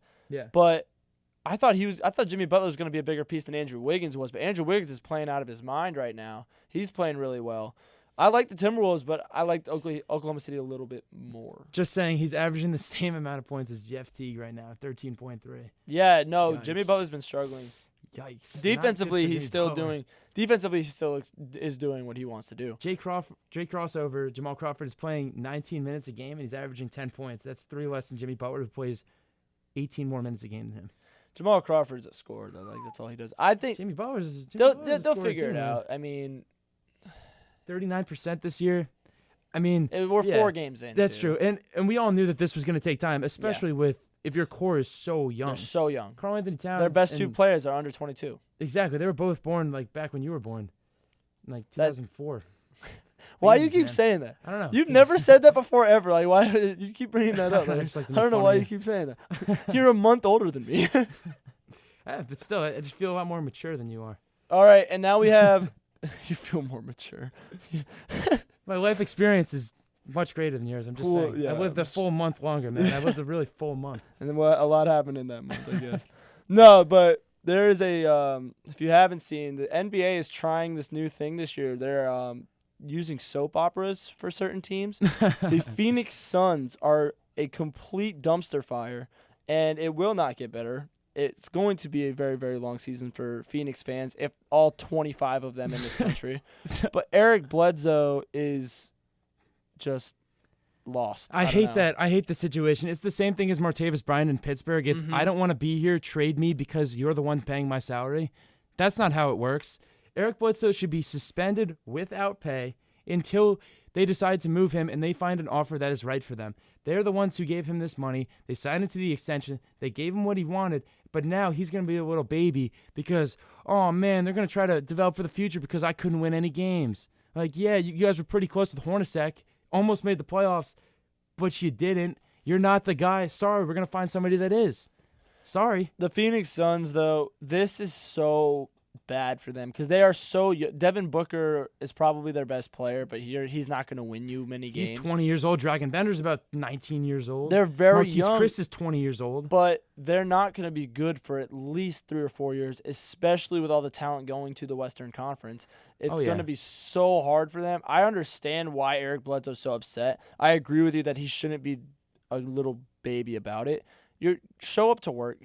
The Brooklyn Nets have been doing it for years. You know you're going to lose. You show it. You're going to show up to work. That tweet's what pushed me over the edge. That I don't want to be here. And then that's hilarious, man. About why would any GM want a player that says something like that about their organization? Why? Like, I don't want to be here for the $17 million that I make per year to put up 22 points on a really bad team.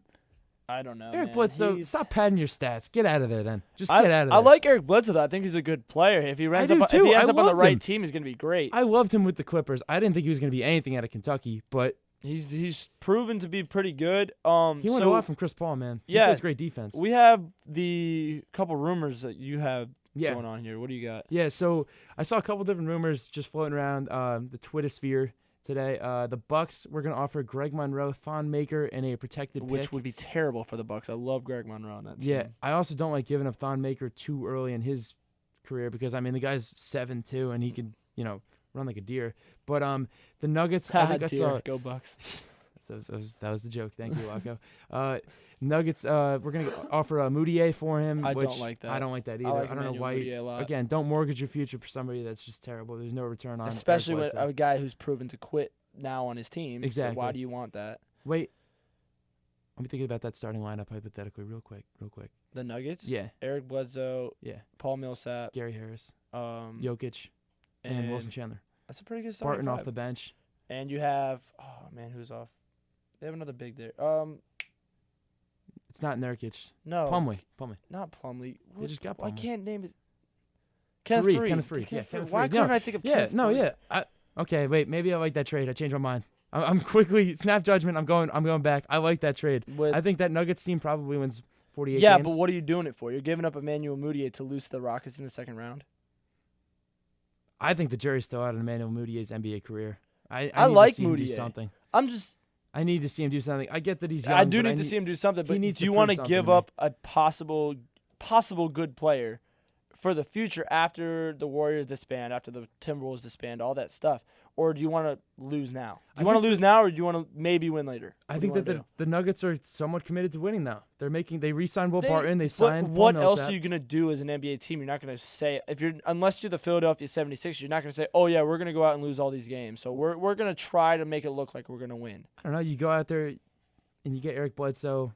That team doesn't look too bad. Maybe you turn a first-round pick into something else. Maybe you get another asset. I don't know. The worst place to be in the NBA is between the seeds of 7 and 10. Sure, 7 and 10, which is essentially what the Nuggets are. They are. They're going to be a 6. And I don't think this trade changes that.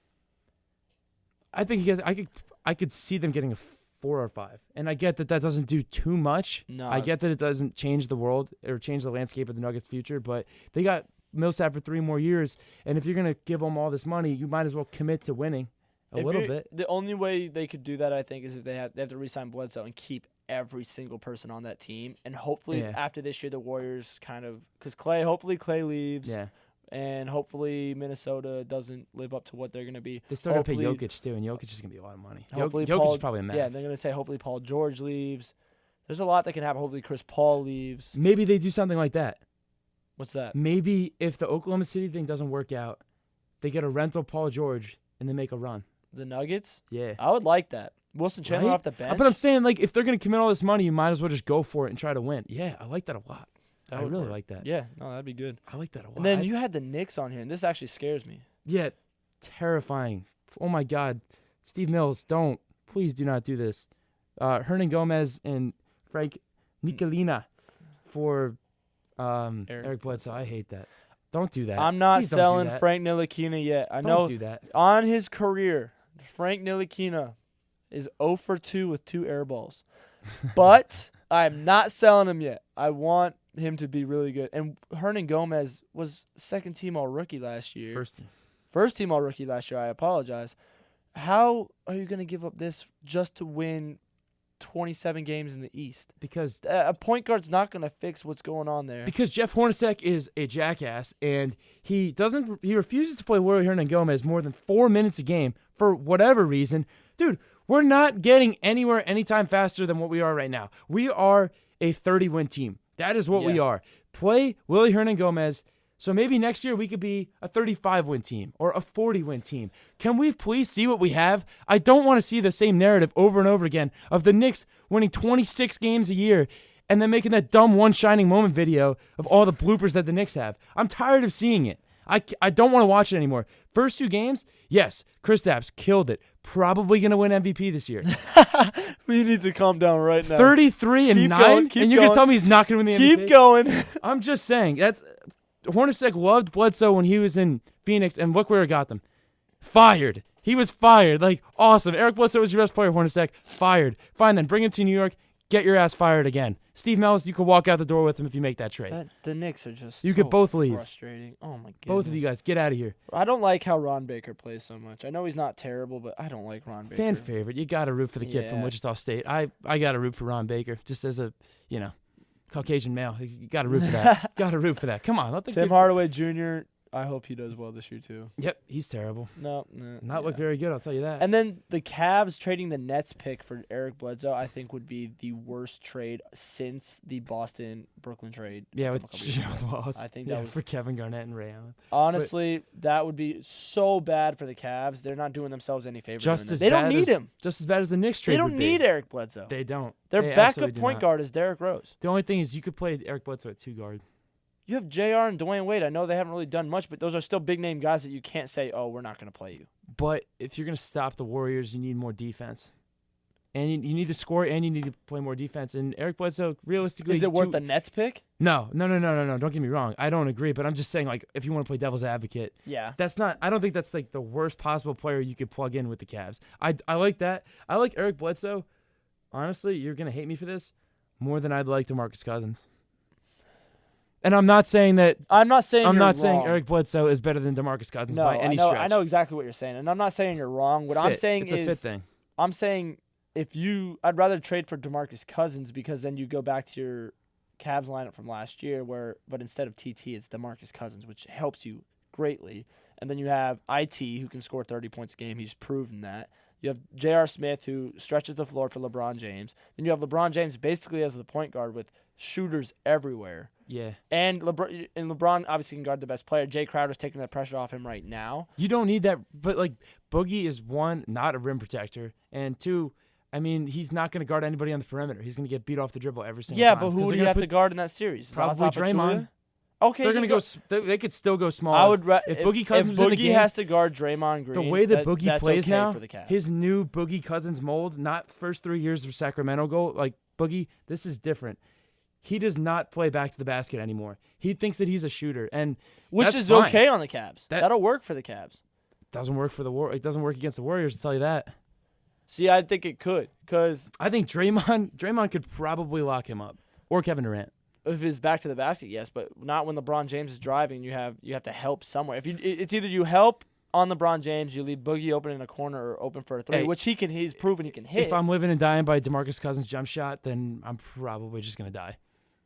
I think I'm just gonna go with the Warriors. No, but going back to what you said about just gonna go with the Warriors. Going back to what you said about Boogie having to guard Draymond, I don't trust Draymond as a 3-point shooter. He can hit it, but I don't trust him as one. I had this in here too. Draymond shooting this year, bad, 32%. Bad. Awful. awful. So not only that, but his shot just always looks like he's pushing it, and it's just so he gets ugly. it from like his waist and then brings it up. It's weird. So It's ugly. a very weird motion. God, it's disgusting. But so the bottom line of this whole conversation, though, is you don't want to do the Nets pick for Eric Bledsoe. No. Not a good trade. And then I think the that's last one, such a valuable asset that they need to get someone great for him. Like DeMarcus Cousins, you're going to have him for 1 year, maybe go all in, but I don't understand. Like, get a guard, get a young shooting guard. It just comes down to the LeBron situation. It's if LeBron's going to leave, then LeBron's going to leave. And if you know what LeBron should do if he is going to leave, sign and trade.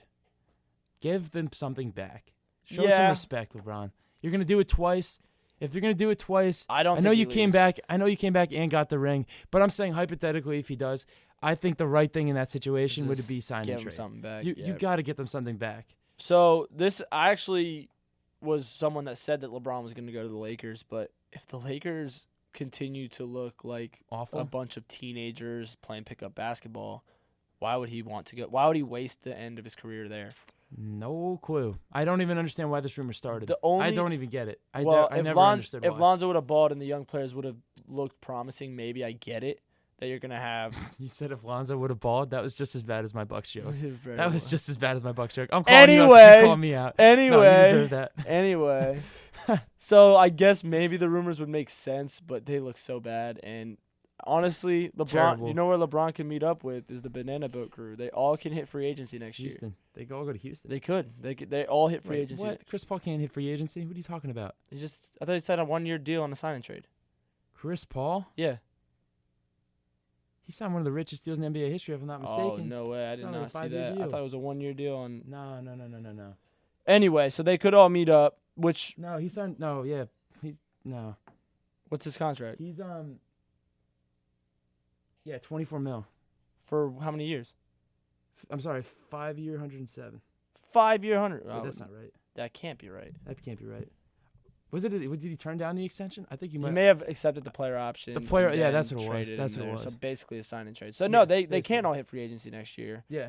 But why not go to Houston? Yeah, I think why don't you just stay in Houston? Yeah, at that point. Play with James You're all going to do that. I mean, Melo can go play with D'Antoni, right? Isn't that such a great option that everybody loved? Yeah, great. Such a stupid idea. No, but then another rumor about Eric Bledsoe. I know we're kind of getting off topic with this, but back to the Clippers. I like it. No, it depends on what you can't give up Patrick Beverly. No, I love Patrick Beverly. No. I think that would just be like with the picks that Houston gave them. You'd probably give them like 2 first-round picks. Yeah. And like Sam Decker, because just keep trading Sam Decker. Something like that. Sorry, Sam Decker. Just keep Montrezl trading. Harrell. Just keep those guys bouncing Just keep around. rotating. Just take the exact same package that you got from Chris Paul and just trade for Eric Bledsoe. No, I think Eric Bledsoe there would be good because then you have Eric Bledsoe, Patrick Beverly, Gallinari, Blake Griffin, DeAndre Jordan. Yeah. That's a good starting 5. Blake Griffin's balling right now. He's doing great. And he looks good. I think I was a huge proponent of when they were talking about the Melo rumors with the Knicks. I wanted them to trade him for Blake Griffin. Yeah. I would have been fine with Blake Griffin having his own team. I think Blake Griffin is a good enough player to get a team to the playoffs. Yeah. I think so. He will this year. They're going to go to the playoffs. Yeah, for sure. And I mean, he's got some help around him, but I think he's good enough to do it. I know you're a huge DeAndre Jordan fan. I love DeAndre Jordan. Every team needs someone that'll grab you 15 rebounds and block 4 shots a game. Protect the rim. That's great. Literally cannot put the ball up within 5 feet of the basket. Because you know he's going to get it. He can jump out the gym, and he's 7'1". Him and Rudy Gobert are 2 players in the NBA that I think are just so valuable. I think crazy. Like I get that maybe they're not like the best teams, they're not the winningest teams, but still, I think having those guys that literally alter every single time somebody goes into the lane, they have to think twice about it. Because exactly. We were just talking about when LeBron drives, you need to help off of him. You don't need to help in those situations because you have a DeAndre Jordan or a Rudy Gobert. 100%. So we're going to shift over to just do what we're going to call Around the League. Just a couple like anecdotes that we saw around the league in the last week. Pretty interesting. One thing I got is it's called Home for the Holidays. The 2 worst shooters in the NBA this year, Justin Holiday and his brother Drew, 29% and 33%. Clearly they worked out this offseason together, right? Am I right? Yep. So that was a great contract that New Orleans signed him to. I mean, I know that it's 4 games into the season, 3 even for the Pelicans, but come on. I'm glad that the Knicks did not do that and sign him because they were talking about signing him, which would have been absolutely ridiculous. They they'll get better. It's still early, but they start so poorly. Dude, And Justin Holiday's taking 17 shots a game. And it's funny how both of them are just like, because Justin Holiday, Drew Holiday, you're like, okay, those are decent NBA players. They're not going to do too much for you, but the worst shooters in the NBA. All you need is Aaron Holiday to step into the league next year and just match it. Go 31% right in between them. No, 15%. 15%. You got to beat it. You got to go lower. Imagine how their parents feel watching their games. God, our kids suck. Like, they have, like, the split screen, like, up on their TV watching the league pass, and it's just, like, one brick from Justin, and they're like, oh, but Drew's shooting too. Oh, my God, he missed it. And then they get blown by and everything. Oh, my God. As a family, we're shooting 31% combined this year in the NBA. Let's go. Let's get Dad in there. Maybe he can help, too. The first family of the NBA, the Holidays now. Forget the balls. We don't care about the balls anymore. I never cared about LeVar Ball. That man is ridiculous. Oh, because you've seen every episode of that Facebook Live series. I don't have a Facebook to watch it on Facebook Live. Yes, you do. I made a that's not true. I made a Facebook for English class last year. I have 3 friends. Wow, I'm honored. Oh yeah, you are one of my friends. I forgot. Man, I am honored. 3 friends on my Facebook page. I didn't recognize it was you because didn't you have a picture from when you were in like 2nd grade? No. Is it back in like 2011? No. I don't understand what that joke is. Baby face. Okay? Baby face. I'm not gonna be upset about that. That's what I'm saying. But no, Locko, you want to do your? You want to take the? Yeah, 60 seconds? let's get this going. You got my time? Yes, I do. Also, by the way, when we come back from the break, we're gonna first do a couple college football picks. I got a new thing for everybody. It's very exciting.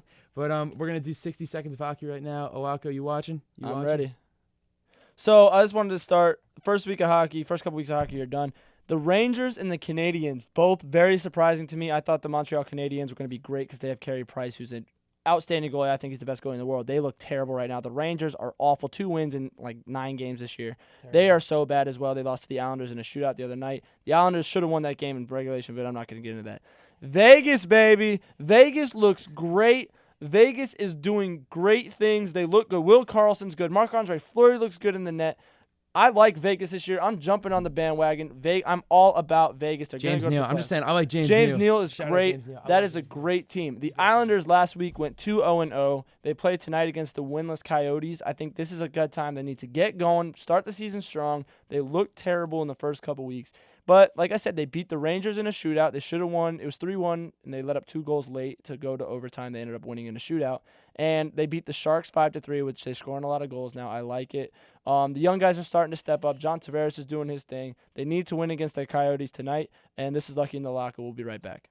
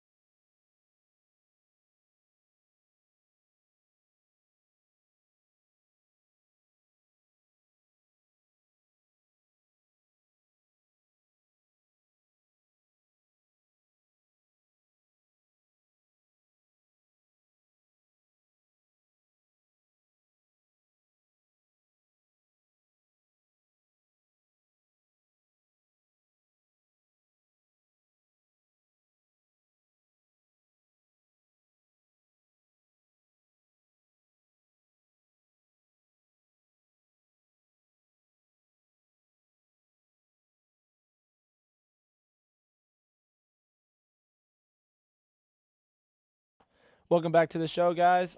Thanks for listening again. Tuesday afternoon here. We're going to do a little bit of college picks. We're going to do some fantasy football, and obviously we're going to end it with our locks of the week and lucky picks. So what you got going on first? Okay, so let me just recap real quick from last weekend. We told you guys to take USF. Unfortunately, we had we need like another sound effect for that. Yeah, backdoor cover, like a door opening and shutting or something. Yeah. Well, we had a backdoor cover, though. We haven't missed much with USF and the Bulls this year. We have not. So I'm not going to be too apologetic about that game, but, you know. Got to shout out Tommy T, Locko's newest friend on Facebook. Let's go. BYU lost to your EZU Pirates. EZU covered second time this year. Let's go. So BYU now moves to 0-8 against the spread. When I say ATS, that means against the spread. So we're picking against BYU all year. Yes. The Mormons are just not feeling it right now. But here's what gets me. Their average margin of defeat by the spread. So not even in games, just by the spread. 13.1. So that means they're probably losing games by 20 points. So not only, they're not losing, are they losing by 2 touchdowns? They're losing by 4 touchdowns, which is awesome. Go Cougars. Bearcats, it was homecoming this weekend for us. Don't remember much of the game, but I'll tell you what, we looked pretty good from what I can kind of remember. 31-28, we lost in overtime, but hey, we got to overtime, am I right? Yeah, go Bearcats. They've covered and yeah, whatever.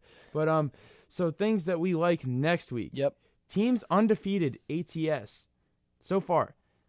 UCF, they play Austin P. That I would not take UCF in that game because if there's gonna be a spread, it's gonna be 54. Something crazy like that. 60. I mean, Vegas probably gotten hammered by the Knights, so I mean, they're probably gonna give you something crazy. Your book might also not even give you that spread. I wouldn't touch that. It's game, a writing honestly. game, if anything. Georgia Tech is idle, but they are undefeated. And then Fresno State. I don't think that they play this Fighting weekend. Aaron Judges. The Fighting Aaron Judges. They Fresno State does not play this weekend either. They don't have a line out for the game. So other than that, I like Wisconsin minus 24 against Illinois. Home against Illinois. Illinois is not a very good team. On the road. Sorry, they're on the road. They're on the Sorry, road. I should have said that. Changes a little bit. Illinois is not very good. Wisconsin, you say they're fake. I say they're good. They take care of the teams they're supposed to take care of. I don't know. It was close against Maryland last week. They ended up covering in the fourth quarter. But I don't know. I wouldn't touch that game. I don't see Illinois scoring though. I just don't think that they're going to score. I think they score. If they do, they'll get like one drive, 7 points about that. Yeah. Miami minus 21 against UNC.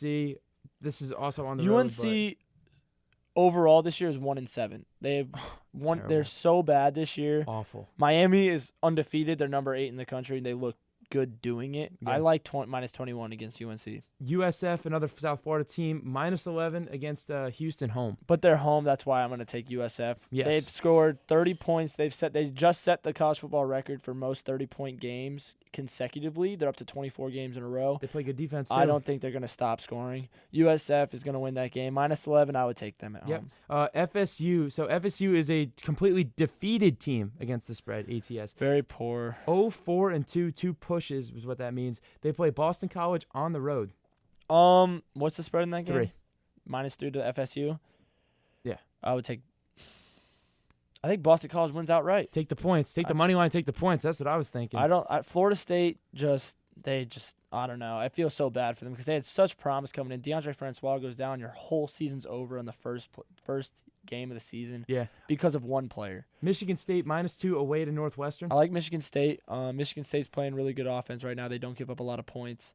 So they're not playing really good offense, but their defense looks great. And their offense, they can score. LJ Scott's a good running back. So I like Michigan State minus 2 away. So Michigan State's 5-2 this year against the spread. I think that Vegas is going to miss pretty badly on this one. You think they're going to win big? I think they're going to win big. I don't think that this is a very close game. I don't see Northwestern putting up more than 10 points. Yeah. I mean, I just don't see it personally. I like Michigan State in this game. And I think Michigan State, they're going to take care of business early because next week they have Penn State. So yeah, I got to shout out your team here. Go Longhorns. Hook 'em. Hook 'em horns. So Locko doesn't agree with me here, but any true sports fan knows that if you win the game but you don't cover the spread, did you really win the game? Yes, you do. No, that's not true because your Texas Longhorns are 3-4 right now, 6-1 against the spread. That means they're the best 3-4 team in the country. They are the best 4-loss team in the country. 6-1 against the spread, though, is great. I think their only loss was the Maryland game, first game of the season. Yeah. So they're 6. They've won 6 Oh, straight. my God, because they were favored and They were lost favored that and game they lost by 30. like 30, yeah. So, no, That but was a terrible game. Oh, my God. honestly, Texas, I like Texas a lot this year. They've played such close games. They just lost to Oklahoma State by 3. They lost to Oklahoma by 5. They've been keeping it close with tough teams. I think they're 1 or 2 years away. They have a true freshman quarterback. I like this team. Who they play this week? They might be idle this week. They played 7 straight games. Yeah. Iowa State, though. Yeah, I like the money line play here. Iowa State plays home to TCU. I know all the hype is going to be there because they beat Oklahoma home. Plus 6.5 is the spread if you're kind of hesitant on the value of the money line. Plus 220 is solid considering that Iowa State just actually crept into the top 25. Go Cyclones. What do you think? I'm going with TCU. TCU with the spread, or yeah, with the spread. Think they beat them by more than 6.5? Yeah, I do. I like Iowa State. They're doing a lot of good things, but TCU's on fire. They're too good right now. Like I said, if their defense shows up at all, you're not going to stop their offense. So I like TCU in this game. Okay, especially with the spread. Fair enough. So this is my new thing. Every week I'm going to be doing college football teasers. Lucky's teasers of the week. For those of you again who do not know what a teaser is when you take multiple teams, but you kind of adjust the spread in your own favor while sacrificing value, meaning if the Patriots are favored by 13.5 and the Cowboys are favored by 8.5, and I tease it by 6-7 points, I get that line down to roughly 7.5 for the for the Patriots, and then about 2.5 for the Cowboys, and they both need to win by that spread. However, I'm going to be sacrificing a majority of my value. Again, it's basically a parlay with less money be given out, but it's easier to win. Exactly. Teasers are 72% more likely to win than parlays. So I have a 4-way teaser buying 7 points. I got Memphis -3 home against Tulane. Write this down. Michigan -16 home against Rutgers. That's the biggest lock I have ever seen. That's the one that scares me the most. Rutgers could come out there and Rutgers is the worst football team in sports. Virginia Tech -8.5 home against Duke. I like Virginia Tech. Like I said, they're my dark horse to go to the playoffs. Duke just lost to Pitt, man. At home. And then I'm going to take Wisconsin again. This is buying points again. -19 away against Illinois. I don't think Illinois scores. Okay, I can see that. And that's a good teaser to do. Only problem is what scares me about teasers and parlays is just one thing doesn't have to work. If anyone knows that parlays come down to one game, it is our roommate Ryan Seavey, who had one of the most outrageous parlays. This is totally off topic. It has nothing to do with what we're supposed to talk about today. But Ryan Seavey put a 9-way parlay on 3 Champions League games and 6 NBA games last week. And he won. He put the money line on all of them, no spreads, just whoever won. Won every single game except the Mavericks game, which was the last game in his parlay. He put down $5 to win 110 and one game. But it was so painful how it happened. And it was so funny because literally they could not stop them. All 5 of our roommates are together watching this Mavericks game because we're all just so into it because we're like, oh my God, Ryan's actually going to do it. 9-way parlay is actually going to work. So now we hate the Mavericks in our house. Yeah, we absolutely hate the Mavericks. We hate Rick Carlisle for not putting Nerlens Noel in the game earlier. They couldn't rebound or defend the last couple of possessions down the stretch. Again, we're really just harping on this because CV never bets. He never bets. It's the first bet he has. He almost does it. He throws $5 at something, goes 9 ways on it, and it's like, what? I mean, he had the Bucks on the road against the Celtics, which was like most of the value in that, and he took them to win the game. And they did. They won by 6. I hated on it. I was like, dude, there's no way. If anything's going to happen, that's going to break it up as that. But they did it, man. Good for you, CV. So that is Lucky's teaser of the week. We're going to move on to some fantasy football waiver pickups that you should think about. You have Latavius Murray on here. That backfield is pretty messed up. It's whoever's hot. They're going with the hot hand approach. I'm picking him up just because if he goes out there and performs again, then I could trust him. You're right. He just needs to prove that he's the guy, but we really don't know yet. So I wouldn't start him, but I'm picking him up. Kenny Stills. A lot of people, a couple people in the last couple weeks have been saying, "Oh, this kid's going to be a star," just not yet. He had a great game against the Jets this week. Kenny Stills might be a pickup. I know he's not available in at least one of my leagues, so I think the jury is out on Kenny Stills. I think he's had he's worth a pickup at this point in the season. But he's had a pretty disappointing NFL career after just dominating an OU. He was a great receiver for Oklahoma. Yep. Yeah, it was Matt Moore's favorite weapon when Moore came into the game. It's going to be a short week. Cutler probably won't play. They play Thursday night against the Ravens. Yep. I'm not watching that game. Oh, my God, no. Thank God I have to work again. I work every Thursday, so Thursday night games aren't really too favorable for my schedule. But I don't want to watch it anyway. You're not missing anything this week. Yeah. Don't want to see that game. So then we have Juju Smith-Schuster for the Pittsburgh Steelers, who had one of the greatest touchdown celebrations I've ever seen. Martavis Bryant's favorite player on the Steelers. Yeah, apparently. So Juju Smith-Schuster scored another touchdown this week. I don't know. That Big Ben scares me so much with the Steelers because he'll have a 4-interception game, 5-interception game, and then throw for 4 touchdowns. You can't trust him. No, so I don't trust. No way. There's only 2 players on that offense, and I used to say this about the Patriots all the time. The only 2 players on that team I trust is Le'Veon Bell and Antonio Brown. So yeah, you could pick up Juju Smith-Schuster as a stash, but I don't think he's going to do somebody much. that has to prove himself long term a little bit more. I'm just saying pick him up because at one point he's might go off and you won't. You're going to be the one that has him. So Dion Lewis, I actually had just picked him up. I think that he's going to start getting more and more touches. He's getting healthier. But like I said, I don't trust anyone on the Patriots offense other than Rob Gronkowski and Tom Brady. I don't really. And Brandon Cooks this year. Maybe Chris Hogan. I wouldn't trust him either because he'll have his 4-catch game for 25 yards. But no, Dion Lewis is going to start getting more of the touches. Mike Gillislee did great early. James White's more of a receiving back. So I don't know what's going on in that backfield. They have so many players that need touches, and you'll never hear any of them complain about it. But I don't know. Dion Lewis, it might be worth a pickup, but I wouldn't start him for a couple weeks. Let's see how he does with those. And then you have Alex Collins on here. Yeah, Alex Collins. Just again, it's purely just based on the fact that he's got a very good yards per carry. Definitely does a lot with his touches.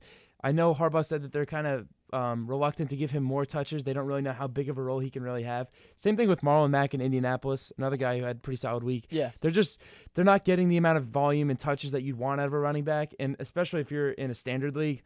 Zero value there. Half PPR, maybe they catch a ball or two, maybe get you like 9-10 points. Purely a streaming option. Yeah. Just something if you have guys on bye weeks, like my team this week, I have like 6 guys on a bye. Yeah, no, so many people in my home league, I have 6 running backs. Every single one of them is on a bye this week. All 6 of them? Every single running back I have on my roster is on a bye. But here's the thing, right? I'm glad you said that because this is like a point that I always make in fantasy football. Do not draft based on somebody's bye week. No. I'm willing to give up 1 week. And who knows? You might be okay. My running backs are you don't know that. Leonard Fournette, and then I have whoever's starting in Tennessee, and then Adrian Peterson because he let's see how he does, but I'm not going to start AP. But week 1, I'm worrying about week 1. I'm not worrying about week 9. Exactly. Where, oh man, all these guys are. Who cares? That doesn't mean anything. That does not matter at all. Stream somebody. Be a good fantasy football owner. And then pick someone that if your league hasn't picked up yet, you're not doing something right. But Aaron Jones for the Green Bay Packers. He should be on the roster. He is going to be great. He really is. He's a rookie. I think he went to UTEP. Yes, he did. A rookie out of UTEP. Ty Montgomery has, after the broken ribs, his production's gone way down. Aaron Jones had another big week this week. I think he ran for 130 yards. So pick up Aaron Jones if he's still available in your league. He's honestly, I would start him first week you pick him up too. Gotcha. Real quick, I had a start-sit question. Let's go. This is not my team. I understand that I have both of these players, but I got this question texted to me by my boy. Shout out Russ. Tyrod Taylor home against Oakland or Jameis Winston on the road in Carolina? Tyrod Taylor at home against Oakland. Oakland's defense is not great, especially away from home. Tyrod Taylor at home is a different player. And Carolina still plays defense at home. So you don't know what Jameis is going to do. Jameis, he turns the ball over, so he's going to throw at least an interception, maybe Probably. 2. Yeah. So I would start Tyrod Taylor. I like him at home a lot. I do agree there. I'm starting Tyrod Taylor. I'm going to lock him in there. He played great for me last week. Mm-hmm. I love the fact that he's a very mobile quarterback, and for fantasy football, awesome. If you can get some value out of your guy running, awesome. And we saw that last night with Carson Wentz, who's not a running quarterback. He ran for 63 yards. 63 That's 6 points. Unbelievable. That's insane. Oh, my God. That third down run was unbelievable. When he was, tackled that you were talking about earlier, and he came out of the pack, oh, my God. That was unbelievable. Just if you haven't picked up on it, we are on the Wentz wagon, unlucky in the Locko. Absolutely love Wentz. MVP. So, yeah, Dolphins, Matt Moore, I wouldn't pick him up yet. I mean, maybe. No. I mean, he did come in, play pretty well against the Jets, but, I mean, they play a lackluster schedule. But here we go. Let me just get to the lucky pick of the week because we're running out of time here. We only got 5 minutes left. Oh my! Don't ever stop talking. Lucky pick of the week. I'm gonna go with the Browns plus 9.5. They're playing in London against Minnesota. I'm solely picking this just because on the low scoring nature of these games. They don't really score too many points in London apparently. So I don't know. 9.5 seems like a lot to me. I really don't like 2-score spreads, especially with a team with Case Keenum at quarterback. I'm making this pick, just saying, in lieu of taking the Jets for 5 weeks in a row because I like the Jets. Jets. Just going back to the Jameis Winston, Tampa Bay's home against the Panthers. No. Sorry. No, okay. I'd still take Tyrod Taylor though. No, I would too. All right, ready for the lightning round? Oh yeah, let's do it. All right, we got Baltimore at home against the Dolphins -3. Hate the Ravens. Take Matt Moore on the fence. Browns plus 9.5. It's your lucky pick of the week. Patriots -7.5 at home against the Chargers. 2 scores, but home. Yeah, Patriots. That's tough. I don't like 2 scores, but I'll do it. I'll do it in this situation. I love this spread right here. Eagles -13 at home against the Niners. Yeah, I think that's again. I hate 2-score spreads, but the Niners are so bad. I understand that they've played teams close. Good. They've played teams close, but they haven't played good teams close. They're not going to play this team very close. Okay. Saints -9 at home against the Bears. The Bears. Bears plus 10. I like it. Bengals -10 at home against the Colts. What is up with these spreads? Very, very. Oh Vegas doesn't think it's going to be a God. good week of football. Jesus, and I hate the Colts. I will never take the Niners, Colts, or Ravens. They're just 3 terrible teams you should go against every week. I'm taking the Bengals. Jets plus 4.5 at home against the Falcons. Jets. I think they win the game. Too. I think I take the money line. Right. Bills -3 at home against the Raiders. Bills Mafia. Oh yeah, that's a tough. Is that 1 o'clock kickoff? No, 1 o'clock kickoff. That's the hardest thing to do in sports, man. Yep. West to East, they're playing a 10 a.m. game. Bills. Yep. Seahawks -5.5 at home against the Texans. Ooh, that's a good game. I like that game. I could tune into that game. I could load up on the under too. What's the over/under? 45.5. Under for sure, and I'm gonna take the Texans. I might take the Texans in that game too. I'm taking the Texans. Redskins plus 2.5 at home against the Cowboys. Plus 2.5 at home. Against Redskins. I'll take the points at home. Detroit Lions +3 at home against the Steelers. Big Ben away from home is not good. That's true. But the only thing that scares me is the fact that That's Lions, the Sunday night game this week. The Lions consistently play from behind, though, and that just scares me. And they do it even more at home for whatever reason. But I'll take the Lions +3. Why do I want to watch that game on a Sunday night? That's an 8:30 kick. That's the primetime game. I mean, based on the games that you were just reading off to me, other than that, I would say really Bills-Raiders is the next best game. You're right. Monday night, Kansas City -7.5 against the Broncos. Yeah, that's a pretty good divisional game. I'll take Kansas City, though, just because I don't trust the Broncos to score any points at all after getting shut out by the Chargers. Come on. Locko's lock of the week. I'm just going to say this. I've only lost twice this year. Once, the first week I lost by 45 or whatever the hell 70? It was. And then the second week I went 1-1. So last week the Eagles covered last night in my lock of the week. Thank you, Eagles. But my lock of the week is going to go to famous Jameis and the Tampa Bay Buccaneers -2 at home against the Panthers. Cam Newton is bad, especially on the road. I don't like him. I like Tampa Bay at home in that game. Yeah, -2. Mike Evans is going to have a big game. Doug Martin's starting to come into his own a little bit after the suspension. Yeah, I like the Bucs at home. Definitely. I like that pick a lot. I like them, especially -2 is only a field goal. Exactly. I'm not going to necessarily put too much faith in the Tampa Bay Buccaneers kickers, but we don't have to bring up Nick Folk again, do we? You don't like Nick Folk? Oh my God! Thank God he's off the team. Patrick Murray's there again. Wasn't he already there? Anything's better than Nick Folk. So I get that, but I'm just saying that I think they should sign Ocho Cinco before Nick Folk. I think that I need to be in there for Jason Licht. Is his name right? The GM, yeah. Jason Licht from Hard Knocks. I think I should be in there, just running the show, working out kickers the entire time. Also, Dwight Freeney just took a workout with Seattle. What do you think about Seattle? That? Do they need him? Probably not. I mean, I don't understand why the Jets handed them Sheldon Richardson for nothing. I know he didn't want to be there, but again, back to the not wanting to be there thing. Martavis Bryant. I know I already touched on it, but I'm gonna just say it again. Yeah, that's a big issue right now. The Instagram comment and all that stuff. How do you not? It's selfish. No, you don't deserve to get paid. No. Don't give him any money for that. Don't disrespect. Especially, like that. And you made this point yesterday. The Steelers were nice enough to not cut you after you got suspended the second time for marijuana use, and you just got suspended the entire season for it. Exactly. And I guess here I'm gonna give you one back. I guess at that point you could say like what you're talking about with teams. Just having negligence of having their own players that's at their own risk. Yeah. They do it at their own risk because they think Martavis Bryant can contribute. But I just don't like it. I don't like NFL players and NBA players doing this stuff. Eric Bledsoe and Martavis Bryant, you guys are losers. I would never want you on my team. I don't know. Thank you guys for tuning in. We talked a little more than we should have today probably. But, you know, it's all good talk. I thought we had a decent little show today. It was a lot of stuff on there that we talked about. If you guys have any questions, tweeted us, all that stuff, call in, all this stuff. We want to hear from you guys. We want your feedback. That's it. Lucky in the Locko. Here we go. Last Drake song. Shout out Drake. Happy birthday, man. Happy birthday, Drake.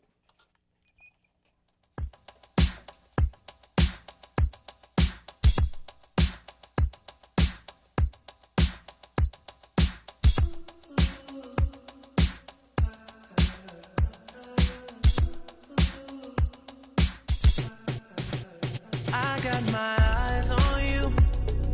You're everything that I see. I want your high love and emotion.